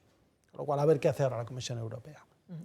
Bueno, yo quería decir, yo creo que en el caso de la Unión Europea lo que tenemos es una señora que quiere volver a salir reelegida, que va a necesitar el apoyo del secretario general de la Internacional Socialista, que es el señor Sánchez, que la doble vara de medir es profundamente ofensiva y peligrosa dentro del seno de la Unión Europea. No se puede decir que para Hungría y para Polonia se estén aplicando sanciones muy duras. En el caso de Polonia, que hay que recordarlo, que ha destinado, si no recuerdo mal, el 3,5% de su PIB a ayuda a los inmigrantes, más de 1,5 millones de inmigrantes acogidos, a los cuales se les han dado exactamente los mismos derechos que tienen todos los polacos. Es decir, sanidad, educación, no se les ha metido en campos de concentración, se les han buscado alojamientos, se ha hecho un esfuerzo absolutamente ejemplar, del cual tendríamos que sentirnos todos los europeos y los españoles muy orgullosos de lo que ha hecho Polonia. No se le ha dado ni un euro, me parece que le han dado 70 millones de euros nada más, o se lo ha hecho a tocateja contra su PIB, y que se le estén reteniendo fondos en el caso de Polonia y en el caso de Hungría también, que en el caso de Hungría se hayan suspendido hasta las ayudas a los estudiantes Erasmus, cuando, por ejemplo, Turquía, que recibe este tipo de ayudas para estudiantes, cuando os acordáis todas las movidas que hubo con Erdogan, contra los jueces y tal, decidieron que iban a suspenderlas y al final esas no se suspendieron dentro de las sanciones que hubo porque decían, oye, que no afecta a las nuevas generaciones. Eso sí se ha aplicado contra Hungría, con lo que no se hizo contra Turquía, y que aquí en España, donde hemos roto, yo creo que absolutamente todos los baremos, no se haga absolutamente nada y vengan con esto, que me parece tarde, poco y nadie. Es que es gravísimo, o sea, que la víctima sea la que decida cuáles son las leyes y el nivel de castigo que puede tener, y que esto entre en la negociación con un gobierno de una nación, yo creo que es algo absolutamente inédito y con unas consecuencias terribles. Pero como decías muy bien, es como lo del sí es sí, el daño ya está hecho y ahora todo lo que venga de Europa, esto tenía que haber sido previo y no ahora. Entonces, en la Unión Europea antes no había algún tipo de decisiones que se tenían que tomar por unanimidad de todos los países, con lo cual un país podía bloquear. Sí. Antes existía eso, no sé si ahora existe, pero ahora por ejemplo, en los presupuestos. La unanimidad se puede cambiar, o sea, eso se ha cambiado en muchas cosas, lo Pues decide el Consejo Europeo. Pues es una gamberrada, porque si no Hungría y Polonia no tienen muy fácil, que es bloquear todas las decisiones. Patricia. Bueno, es verdad que esta propuesta directiva todavía tiene que ser negociada por los Estados miembros, también por el Parlamento Europeo, pero bueno, una vez más, Europa llega tarde y en cualquier caso, a nosotros nos puede parecer muy mal, y en eso coincido con todos vosotros, ¿no? que sea, ¿no? Parece el reo el que esté decidiendo qué legislación se le aplica, pero lo cierto es que no es así. Lo cierto es que en derecho hay una serie de principios por los cuales, bueno, pues en el momento en que está vigente una legislación, si tú cometes un delito en ese momento, es que solo se te puede aplicar el delito que en ese momento esté vigente, ¿no? Nos gusta más, nos gusta menos, evidentemente nos parece atroz que personas que han atentado contra, pues en este caso, la unidad de la nación, como han sido estos políticos separatistas, se puedan beneficiados por una ley que en un momento concreto, con esa reforma del Código Penal, aprobó el Ejecutivo de Pedro Sánchez. Pero no nos equivoquemos, por mucho que se hubiera modificado la ley o que se vaya a modificar, no solo ya es que no se le pueda aplicar la nueva, ¿no? Que esté todavía por entrar en vigor, es que Pedro Sánchez tiene el control del Tribunal Constitucional, y en el momento en que se celebre, porque se celebrará, yo estoy segura, un segundo referéndum ilegal, bueno, pues es que ¿quién va a decretar que ese referéndum es inconstitucional? Pues si seguimos con esta mayoría, que todo apunta a que será así, encabezada por el señor Pumpido, pues es que va a continuar siendo legal, ¿no? Ese referéndum que se celebre. ¿Cómo se podría solucionar? Bueno, pues dado que es muy difícil modificar, y esto se puede ver de cara al próximo gobierno, la Constitución española para introducir lo que se conoce en otros países como Alemania o Francia, que es esa cláusula de democracia militante, que es muy complejo, una forma buena para solucionarlo, bueno, pues sería subir ese tope al 5% de representación en cuanto a partidos políticos, para que este tipo de partidos que van en contra del sistema, que van en contra del régimen democrático, pues puedan tener ningún tipo de representación en futuras elecciones. Electoral, más allá de, efectivamente, es la ley electoral, más allá de intentar poner negro sobre blanco en la Carta Magna, ¿no? La posibilidad de ilegalizar partidos que vayan en contra del régimen político que nos hemos dado, bueno, pues es que una opción, volviendo al principio del programa, sería esa, ¿no?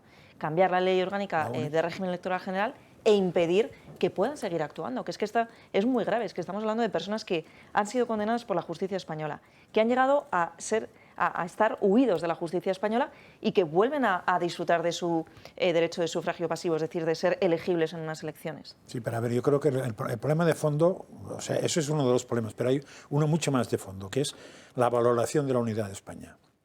Es decir, como mínimo tienes varios partidos y desgraciadamente la mayoría de los que mandan en el Partido Socialista, que esto no lo valoran un pimiento. Es decir, el tema de la unidad de España se la resbala. Claro, con este criterio, el hecho de que tú hayas hecho una sesión que ha durado no sé cuántos segundos y no sé qué, no parece un tema grave. Parecería mucho más grave que te hubieras cargado a alguien en la calle, que hubieras robado unos... Pero eso no parece. Claro, si tú no valoras eso como un tema grave, que es lo que hace media política española, como comprenderás, no podemos dejar el arbitrio de la unidad de una nación en la cuestión de cómo valora una parte del espectro político esa unidad, ¿no? Y por eso sería muy importante que se reflejase, o bien por la LOREG, ¿no? El incremento hasta el 5% para que este tipo de partidos no puedan acceder, o bien una reforma constitucional. Que es que cuando los padres constituyentes, ¿no? Vieron representada esa minoría vasco-catalana que defendió que no se incluyese una cláusula de democracia militante en nuestra Constitución, bueno, pues es que los tiempos han cambiado, es que han pasado más de 45 años. Estás hablando de una novela que puede ser preciosa, vamos para pleno planeta, pero que no tiene nada que ver con la realidad española. Y yo siempre pongo el mismo ejemplo. O sea, el tema de que haya un partido bisagra que te dé el poder a uno y otro, donde más claramente se explicó fue en Baleares, donde había una señora, que era la señora Munar, que le daba al gobierno a uno o le daba al gobierno a otro. Hablando con los dos partidos, te decían que estaba muy bien, porque era mucho más fácil para el PSOE convencer a Munar que convencer al PP de poder gobernar. Y para el PP era mucho más fácil convencer a Munar que convencer al PSOE, porque esos convencimientos eran tan fáciles como ponerla de presidenta de no sé qué, dejar que tuviera no sé cuántos... o sea, era un problema de comprarla. Y claro, se compra más barato un partido pequeñito que no un partido... Pues eso mismo lo puedes trasladar a por qué el PNV va a pintar siempre mucho más de lo que representa, por qué Convergencia, o como se llame ahora, porque ya he perdido la cuenta y no me interesa, va a pesar más de lo que interesa. Siempre por lo mismo, porque les va muy bien, porque esos tíos te exigen de su territorio.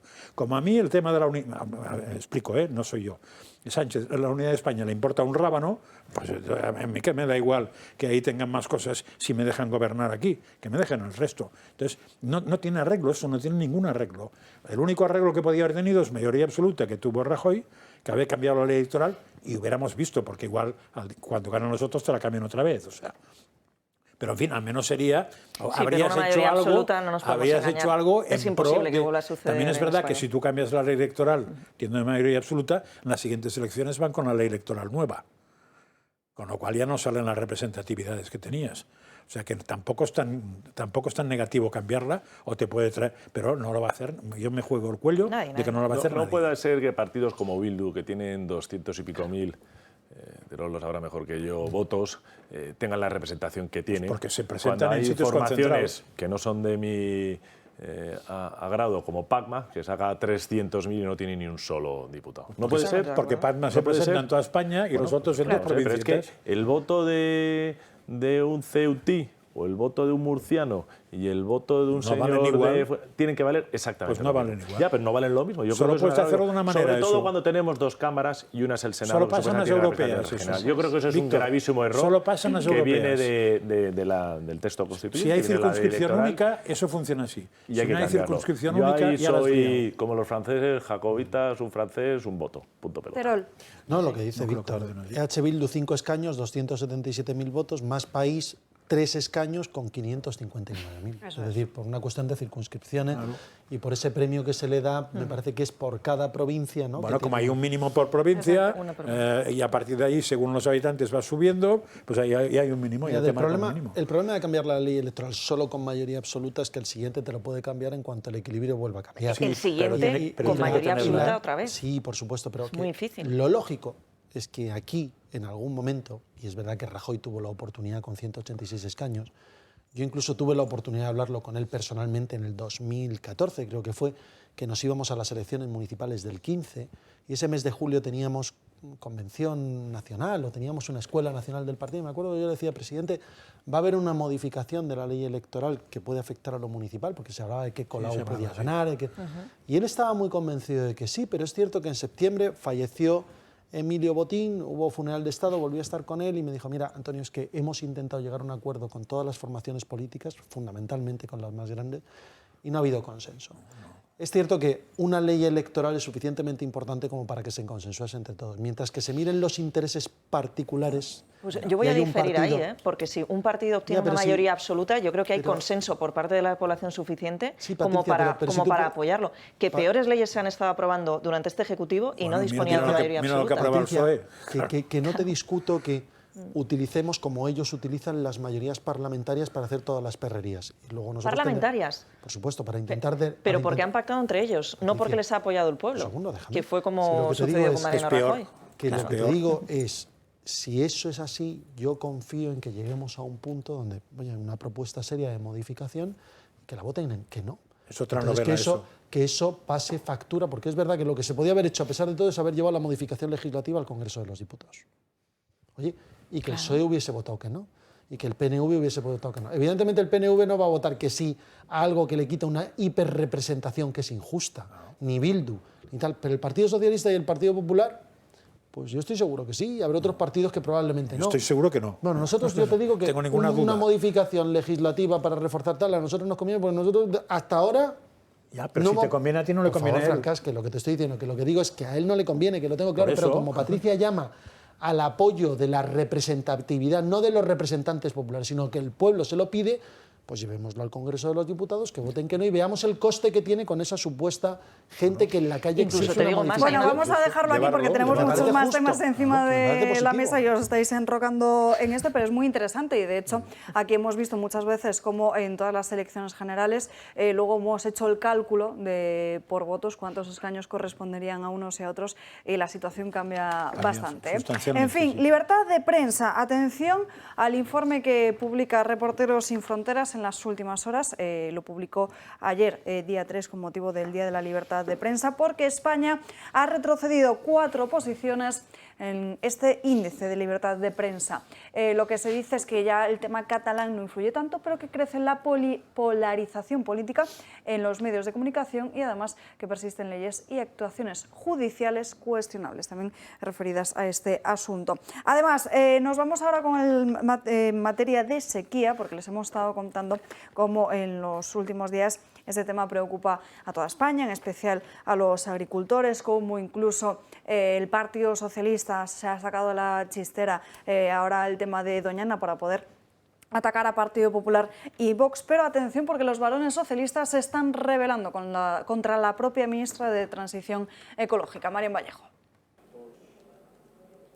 Así es, Alba, los españoles ya están más que acostumbrados a las guerras internas del gobierno de coalición, pero el Partido Socialista también tiene las suyas propias.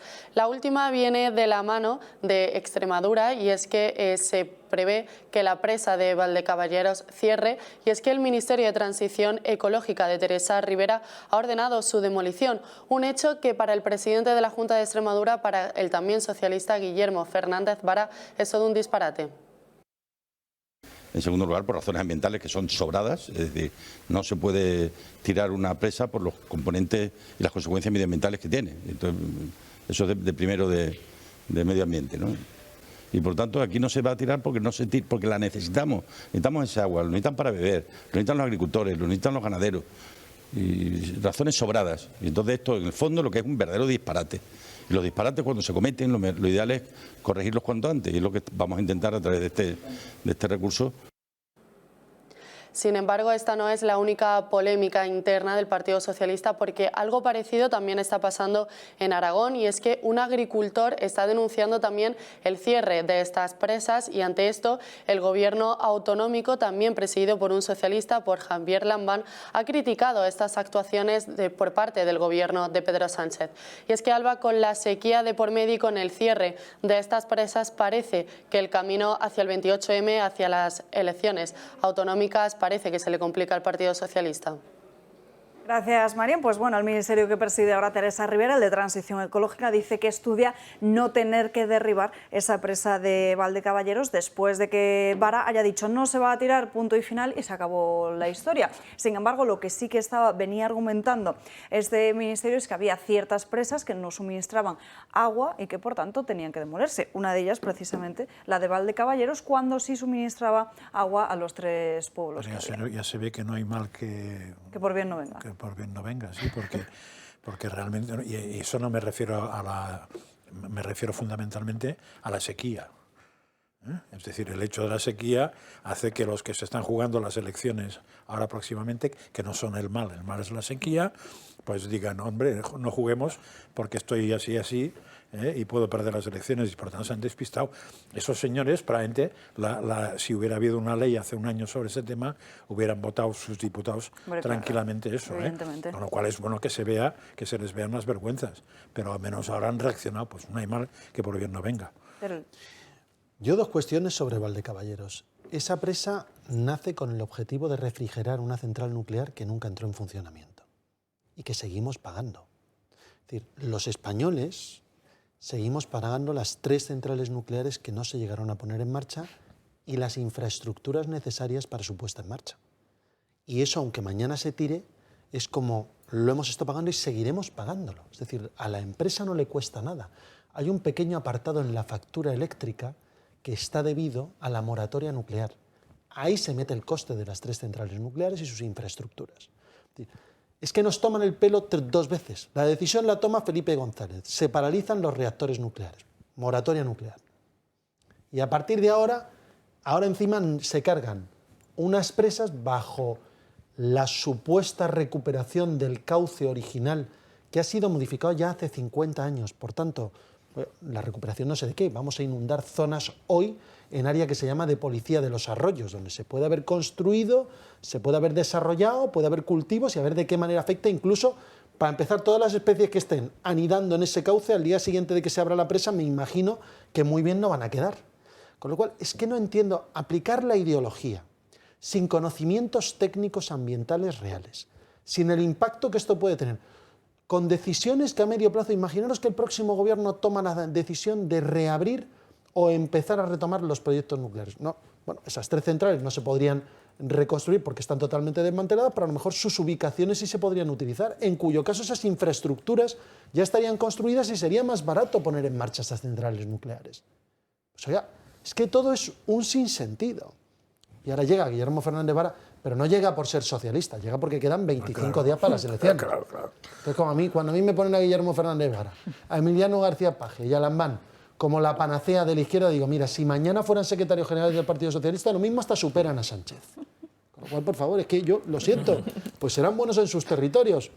Lobezno, Lobato, como puñetas se llame, el exalcalde de Soto del Real, pues lo han puesto de candidato del Partido Socialista aquí en la Comunidad de Madrid. Es que nos reímos, lo siento decirlo, pero es que no se pueden decir las tonterías que se llegan a decir en campaña electoral. Entonces, esto es una más, a jugar con el populismo. No, es que yo ahora no. Durante 7 meses he dicho que si, pero ahora 25 días, golpe de efecto. No, yo, Valdecaballero se queda como está. Pero es que tomadura de pelo es esta. Víctor. No, yo coincido. En primer lugar, la importancia que tiene la presa de Valdecaballeros para la zona es extraordinaria. Poca gente sabe que hay un río que es el Guadalupejo, que viene de la Sierra de Guadalupe, que se desborda. Este año, por cierto, se ha desbordado enormemente y esas aguas se pierden. La presa ha conseguido contenerlas y que se puedan aprovechar para el regadío, para el turismo, y es esencial para Castiblanco, Valdecaballeros, Alía, todos los pueblos de la zona.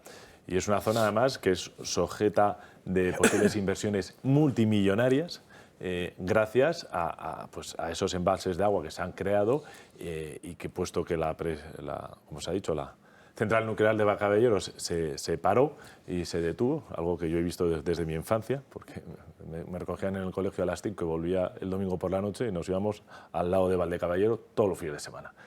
Y me acuerdo años y años de construcción, el dineral, y es que la gente no sabe, el dineral que se metió ahí, que ahora lo quieren destruir. O sea, es un verdadero disparate que yo quiero pensar que no se va a realizar, porque me cuesta creer que los vecinos de Castiblanco, de Valdecaballeros y de los pueblos de la comarca hasta Herrera del Duque, que eso ya es Toledo, lo vayan a permitir, porque es fuente de riqueza y de sostenibilidad en esa zona.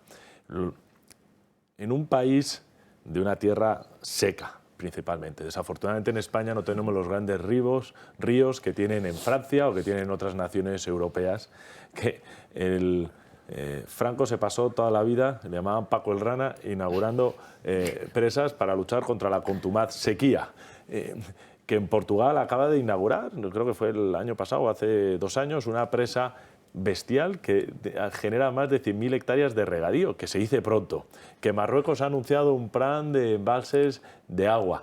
Nosotros estemos destruyendo... Sin agua, efectivamente. Sí, pero dice, oye, los portugueses están almacenando... Hombre, Portugal sí, pero Marruecos poca agua tiene.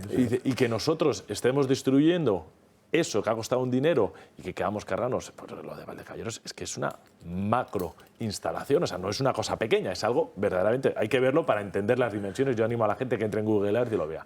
Y que esto no sea un disparate de una loca, sino que sea política del gobierno y que salgan ahora los varones socialistas defendiendo esto. Yo creo que lo que habla es de lo perentorio que es la falta de sentido común de este gobierno y la necesidad de cambiarlo. Es un verdadero disparate. Desgraciadamente has dicho una cosa que es clave, has dicho que dudas que lo vayan a permitir. Eso quiere decir que la gente se vaya acostumbrando a que si permite se le va a dar por saco. Claro. La única manera de que no hagan esto es que se levanten los 3 pueblos, se pongan ahí delante y no pasa la excavadora. Vamos, yo te puedo garantizar... Con presidente de la comunidad o sin presidente de la comunidad. Es decir, estamos yendo a la ley de la selva o a la ley del oeste relativa. ¿Por qué? Porque cuando te falla la razón y falla la justicia, ¿qué te queda? De perdidos del río. Entonces, la única solución que tiene la gente, hombre, tienen una solución más sensata, que es que se lo piensen 2 veces antes de votar a según qué tipo de personajes. Pero si se lo piensan 2 veces y le siguen votando, la solución es que los que no quieren que hagan esas tropelías, pues se pongan delante y ahí no pasas. Pero Pero si ya es se triste destruye estar la en el presa de Valdecaballero, siglo XXI, los pueblos del entorno pierden, yo creo que mínimo el 50% de su población. No tienen de qué subsistir. Ya. O sea, el daño que se hace es brutal, de algo que lleva... Oye, Valdecaballero lleva 20 años. Entonces sí, que uno de sus trabajadores 30 años. O sea, que los peces ya están adaptados al nuevo Ya está. O sea, ¿de qué me estaba Claro. hablando usted? ¿De quiere destruir? Pero bueno, yo creo que es una gravedad. Pero además es que no es que necesitemos menos presas, es que necesitamos más. O sea, lo que teníamos que estar haciendo es una política de almacenamiento y mejor aprovechamiento de nuestras cuencas hidrográficas, como está haciendo Portugal y como se está haciendo en el sur de Francia. Y dice, oigan, ¿pero por qué queremos hacer nosotros algo distinto? Trasvases, Y trasvases, por supuesto. Hidrología nacional. Cada hectárea de regadío te genera 2 puestos de trabajo. En España, aprovechando, optimizando los recursos de nuestras cuencas hidrográficas, sin atentar los límites ecologistas que se tienen que mantener. Ecológicos, perfecto, mejor es la palabra. Decía ecologistas por mencionarles directamente. Ecológicos, a mí me escuece todo. Podríamos Cuando oigo generar, eso, me sin lugar a todo. dudas, 2,5 millones más de hectáreas de regadío. 2,5 millones más de 5 hectáreas millones de de regadío son puestos. 5 millones de puestos de trabajo. 5 millones de demanda de puestos de trabajo, otra cosa es que los hubiera, de millones de puestos de trabajo, quiere decir educación, pensiones. Pensiones el año pasado 110.000 millones. Coño, ya tenemos para pagar las pensiones. O sea, solucionamos un montón de problemas que yo creo que debe ser la prioridad de cualquier gobierno, ya hablaremos del paro, encontrar trabajo y buscar fórmulas para que los españoles puedan trabajar de una manera digna. Ahora hablamos del paro. Antes, noticia de última hora, la Audiencia Nacional deja en libertad al general retirado de la Guardia Civil, al imputado en el caso mediador Francisco Espinosa Navas. El juez entiende que no hay riesgo de fuga y tampoco de destrucción de pruebas y por eso le deja en libertad con la obligación de comparecer cada 15 días y además con la obligación de no poder salir de España. Como saben, era el único que estaba hasta el momento encarcelado por ese caso mediador. Además, esto lo estaba llevando la juez de Tenerife, pero decidió enviar esta parte de la investigación a la Fiscalía Europea, que es la que tiene competencias en cuanto a los delitos que afecten al patrimonio comunitario. Última pausa de publicidad del día de hoy, muy rápida. 2 minutos y enseguida estamos de vuelta. Final de Dando Caña vamos a seguir hablando de más asuntos. Ahora les contaremos las cifras del paro que hemos conocido esta misma mañana, pero antes vamos a centrar el asunto en materia de vivienda, porque hemos estado viendo cómo el precio del alquiler ha subido brutalmente. Incluso alguna persona tiene que destinar casi la totalidad de su sueldo a pagar una mensualidad. Los precios no dejan de subir y al IPC desbocado al 4,1% se le suma también la subida del precio del alquiler. La ley de vivienda ha puesto en jaque a los propietarios y justo el mismo mes en que se ha aprobado, el precio medio por alquilar una vivienda se ha elevado hasta el 1,7%, casi 12 euros el metro cuadrado. Solo en Málaga, Palma, Valencia y Alicante las subidas superan el 20%. Barcelona continúa siendo la capital donde más caro está el alquiler, 18,60 euros el metro cuadrado, seguido de Madrid, 16,40 euros, y San Sebastián, donde el metro cuadrado casi roza los 16 euros. Unas cifras que contrastan con, por ejemplo, lo que cuesta el alquiler en Zamora, Ciudad Real, Ávila, Cáceres o Lugo, que se encuentran entre los 5 y los apenas 6 euros el metro cuadrado. Los propietarios se adelantan a la efectividad de la norma aprobada por el gobierno de coalición, una que sin quererlo está provocando que muchos propietarios alquilen por encima del precio de mercado. Pero no solo el alquiler, también se está encareciendo el acceso a una hipoteca debido a las subidas de los tipos de interés. La banca europea ya está avisando, la concesión de hipotecas se ha desplomado un 24% solo en el mes de febrero. Y además esta misma mañana conocemos los datos del empleo que se refieren al anterior mes, al mes de abril, en el que parece que la Semana Santa empujó un poco del empleo porque hemos visto que tenemos 73.890 parados menos, pero sin embargo esta cifra está lejos de los 86.260 que se rebajaron hace un año. Es que los datos son los que son, quiero decir, Yolanda Díaz puede decir lo que quiera, al final tienes... ¿cómo se dicen? Los parados temporales, los fijos discontinuos, sí, que ellos se han negado a poner... De los que seguimos sin saber el número. Tenemos la llamada de atención de Bruselas a través de Eurostat y ahora conocemos estos datos. Hay una clara desaceleración, las subidas de impuestos, encima con una recaudación récord por segundo año consecutivo en impuestos, donde se tenía que haber bajado los impuestos para empezar a dinamizar la actividad económica, con una subida de tipos de interés que va a hacer que a las familias se le drene una media de 400, 500 euros y los tipos no van a parar de subir para intentar contener la inflación.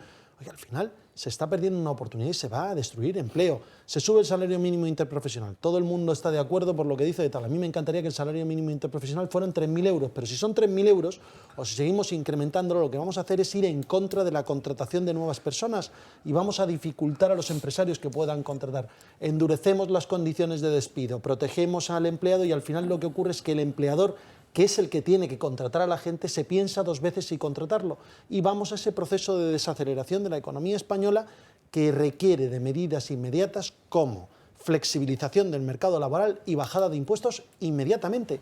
Y este gobierno decide, en un momento en que podría permitirse los grandes recortes sociales porque resulta que tiene recaudación récord, no hacerlo. Así que tendrá que venir un nuevo gobierno de España que modifique todo esto, claro. Es que al final tampoco podemos conocer el dato real del empleo en España cuando llevamos desde hace meses exigiendo conocer cuántos fijos discontinuos hay en nuestro país. Se le ha exigido al gobierno, bueno, pues desde Moncloa lo que dicen es que ahora en periodo electoral no lo van a hacer y que ya sí eso después del verano. Las típicas promesas, ¿no?, que se hacen cuando se acercan elecciones. A ver, es realmente llamativo, en primer lugar, que se superen más de 500.000 las cifras que, en comparación de SEPE y Gobierno, nos dan eso, en primer lugar. En segundo lugar, si Yolanda Díaz pretendía poner sobre la mesa el debate o la afirmación de que los contratos indefinidos significaban estabilidad para los españoles, incluso maquillando las cifras como lo ha hecho, ¿no?, y creando esta figura del fijo discontinuo, lo cierto es que no lo ha conseguido. Por tanto, si tanto le molesta a la izquierda bajar la tarifa estatal del IRPF para ayudar progresivamente, algo de lo que ellos, ¿no?, pues se enorgullecen tanto de ayudar en función de la condición social de cada español, si tanto les cuesta disminuir ese tipo impositivo que afecta de manera, digamos, más igualitaria, si es que se puede decir, o más justa en función de lo que gana cada español, oiga, pues que baje el IVA o que baje una serie de cuestiones como se está haciendo en Italia para que por lo menos, ya que es el español el que mes a mes tiene que estar ingresando en Hacienda un dinero que no va a volver a ver igual que el de la Seguridad Social en un futuro, bueno, pues que por lo menos le ayude con la cesta de la compra. Sin embargo, bueno, pues este tipo de medidas, como es tan difícil, ¿no?, de vender políticamente, sobre todo esa bajada de la fiscalidad, incluso, como indicaba Antonio, aunque vengamos de un ejercicio fiscal en el que mayor recaudación hemos tenido de toda la historia, bueno, pues que bajen otra serie de impuestos que sí que está en su mano, ya que IRPF les parece tan mal, porque luego está la gran trampa, ¿no?, que nos comentaba, creo que era la semana pasada, Yolanda Díaz, con ese gran programa electoral que nos vendía, de intentar, bueno, pues crear mayores horquillas dentro de las franjas superiores del IRPF. Bueno, todo eso está muy bien, pero si usted de verdad quiere ayudar al español, el español que paga los impuestos, que más tributa, con lo que se nutre, ¿no?, la hacienda pública, no es precisamente o exclusivamente el que más paga, es precisamente toda la clase media que se encuentra dentro de las horquillas medias e inferiores. Y es a esos a los que hay que ayudar, porque son precisamente esos, los jóvenes, los que están sufriendo estos datos de desempleo.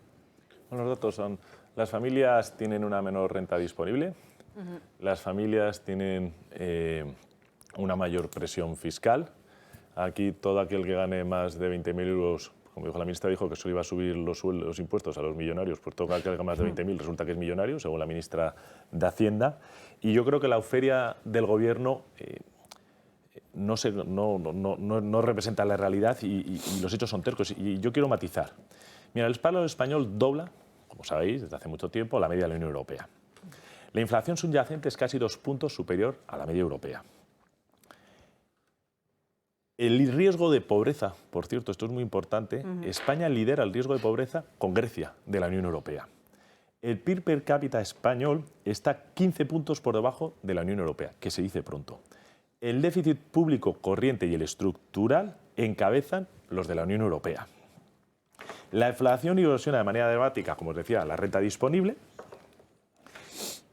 Y el escenario real que el Gobierno no puede camuflar es que el proceso de convergencia real, paro y PIB per cápita, ha retrocedido, que refleja el deterioro, sin lugar a duda, de las condiciones de vida de los españoles. En lo que lleva este Gobierno se han destruido más de 70.000 empresas, que se dice pronto.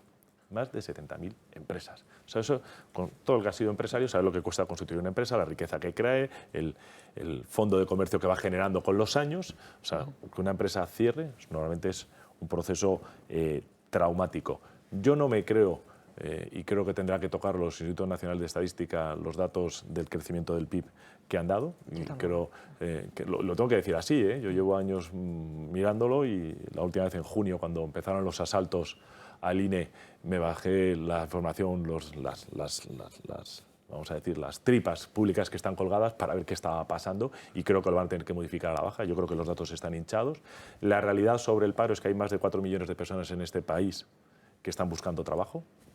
Pero yo no lo digo yo, lo ha dicho el propio en la información que ha publicado el Gobierno, que hay un efecto de temporalidad altísimo, que es la Semana Santa, donde tenemos que eso tiene sus efectos sobre el índice, y que desafortunadamente lo que sabemos a datos consolidados es que el Gobierno ha generado más empleo público en las administraciones que lo que ha hecho el sector privado. Y esto no es sostenible en el tiempo. Entonces, bueno, esto es una bola de nieve de tal tamaño, ya no son matices, de tal tamaño, que cuanto antes se vaya Sánchez, antes podremos empezar a trabajar, pero desafortunadamente el esfuerzo que vamos a tener que hacer, el sacrificio en el tiempo que vamos a tener para corregir los déficits estructurales, etc., va a ser enorme, y yo lo siento por las nuevas generaciones, que hay que decirlo, son las primeras generaciones, aquellos chavales que en los últimos 4 años han empezado a trabajar, que están recibiendo menos sueldo y tienen menor poder adquisitivo por hacer el mismo trabajo que hacíamos nosotros cuando teníamos su edad. Es decir, son los primeros que están viviendo en peores condiciones de lo que hacían sus mayores, y esto va a durar una serie de años si quitamos al Gobierno, ¿no? Si no, pues no sé dónde terminaremos. Hay algún titular de prensa que es muy significativo porque dice algo parecido a Europa en mínimos históricos en el paro, o casi mínimos históricos, porque está creo que ahora mismo en un 6,7, y probablemente el mínimo histórico sería un 6,1, que se ha alcanzado pocas veces, mientras que España lo dobla. Con eso ya quiere decir lo que quiere decir, porque si somos Europa para todo, también tendríamos que ser Europa para esto. ¿Qué nos diferencia? Que Sánchez, gracias a Dios, no ha podido estropear más que España. Y yo permítame que, sin restar una coma de lo que ha comentado Víctor, que sí que añada que, o sea, la generación que ya vive peor que sus padres es la millennial, es decir, los que estamos entre 30, 40, etc. Los que vienen después no solo se enfrentan a un menor poder adquisitivo, sino al grave problema de la vivienda, que además es algo que aquí hacemos un gran seguimiento desde esta casa, que es que no se pueden ya no comprar, que está imposible incluso para los de nuestra generación, sino ni siquiera alquilar, que es que esto es algo muy grave, y esto al final va a empujar a que personas que quieran, bueno, pues crecer profesionalmente dentro de las grandes ciudades no puedan, es decir, que las diferencias sociales se van a agravar, y por eso esa falta, ¿no?, de representatividad que muchas veces los ciudadanos encuentran en su clase política, porque realmente si se convierten en ciudadanos más pobres, bueno, pues empiezan a plantearse si es que hay algo que de verdad sirva para cambiar sus circunstancias. Yo creo que hay dos datos, pues que me estoy mirando la tabla, pero hay un dato que lo estoy leyendo ahora mismo, lo estoy leyendo. Dice, el número total de contratos realizados se ha reducido sobre abril contra abril, del 22, un 20,14%. De los contratos indefinidos, ¿no? Me imagino. Un 20,14%. Y en datos acumulados, en los 4 primeros años del mes, estoy leyendo la tabla del Gobierno, un 22,79%.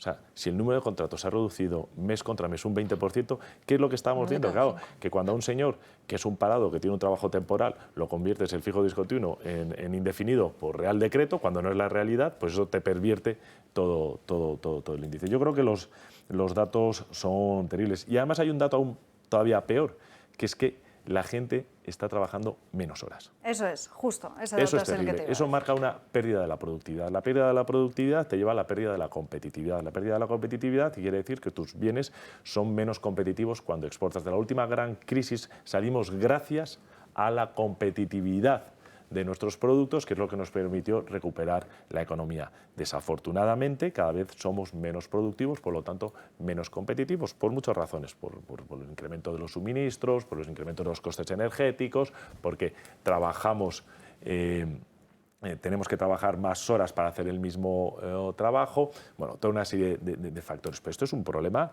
estructural gravísimo que tiene España. Yo estuve hace 3 semanas en Corea, en la botadura de un No he venido desde entonces, yo creo que no. Luego estuve en Corea y luego en Canadá.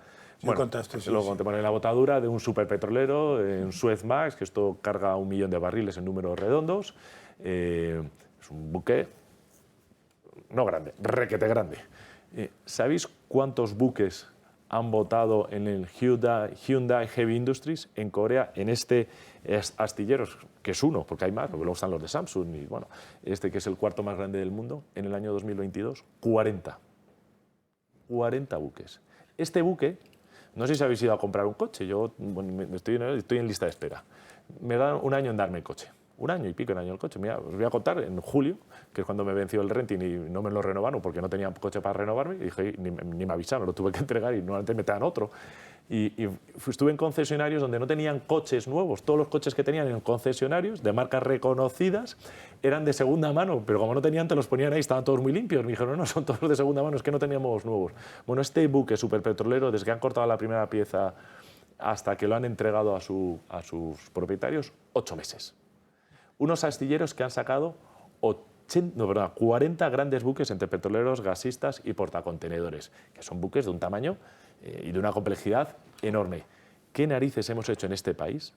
Que llegamos a ser, si no recuerdo mal, entre la 3ª y la 4ª fuerza mundial en astilleros, en producción de buques, que ahora no estamos ya ni en los índices, y que en naciones como Corea, que no existían en el mapa, se hayan convertido en el 2º mayor productor de buques a nivel mundial. Cuando, quiero decir, la renta per cápita de Corea del Sur es superior a la española, no lo era hace 30 años, hoy sí lo es, y el PIB de Corea del Sur es superior a la española, no lo era hace 20 años. Alguien está haciendo bien las cosas, nosotros no. Y ya por último, para cerrar estos datos del paro, que es interesante verse la tabla completa a la que se refería Víctor, porque además crece el número de parados demandantes de empleo.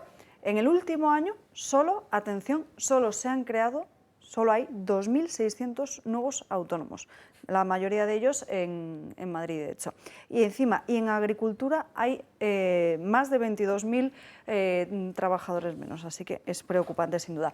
Un último asunto. Ayer en el Congreso de los Diputados escuchamos a Gustavo Petro, el grupo de Vox, los diferentes diputados, sí que es cierto que abandonaron el hemiciclo en cuanto subió a la tribuna, pero sin embargo, y ha sido también muy criticado Alberto Núñez Feijóo, sí, todos los dirigentes del Partido Popular ahí se quedaron, y ahora van a ver la otra imagen, no sé si podemos ver la otra imagen que teníamos prevista, eso es, de Alberto Núñez Feijóo, también aplaudiendo a Gustavo Petro. Yo recuerdo un tal Juan Carlos I diciéndole a un tío de estos, ¿por qué no te callas? Y me pareció que hubiera sido muy interesante que alguien se lo hubiera dicho por lo que habías dicho el día anterior, el anterior. Lo que no me parece de recibo es que, representando a los ciudadanos españoles, aplaudan a un señor que ha dicho lo que ha dicho el día anterior. Hombre. Yo no sé si te tienes que levantar e irte. Probablemente con quedarte sentado y no aplaudir ya has hecho suficiente. Pero lo que no puedes hacer es aplaudir con las orejas a un personaje de ese estilo, a no ser que quieras traicionar a tus ciudadanos. Cada uno que haga lo que quiera. Pero el que es su partido. Yo no estuve. Y no estuve porque me fui con la disidencia colombiana, y digo disidencia porque ahora es la oposición, que durante 40 años ha estado gobernando. Y de hecho, si veis los vídeos que tengo subidos en mi Instagram, Álvaro Uribe ha entrado en campaña en Alcorcón para apoyarme como candidato. O sea, habéis visto a Álvaro Uribe, el expresidente colombiano, apoyándome como candidato a Alcorcón. Como Antonio Ledezma, exalcalde de Caracas, apoyándome para la reelección. Yo trato de ser coherente. ¿Y yo qué le ha siempre... parecido a Feijóo? Bueno, no sé lo que le habrá parecido a Feijóo. ¿Sabes lo que pasa? Que es que yo trato de ser coherente con mis ideas. Coincido al 95%, al 98% con la idea de un partido, pero no soy un dogmático. Es decir, si a mí me hubiera dicho mi partido, levántate, si no creo al 100% en eso, no me levanto. No soy un borrego. Lo que digo es que yo, por coherencia, puesto que me está apoyando el expresidente de Colombia, Uribe, por coherencia yo no podía ir a aplaudirle, independientemente de lo que haga mi partido. No podía ir a aplaudir a un señor que yo considero que es un narcoterrorista y que considero que va a destruir la Colombia de prosperidad. Ahora, ¿es la democracia?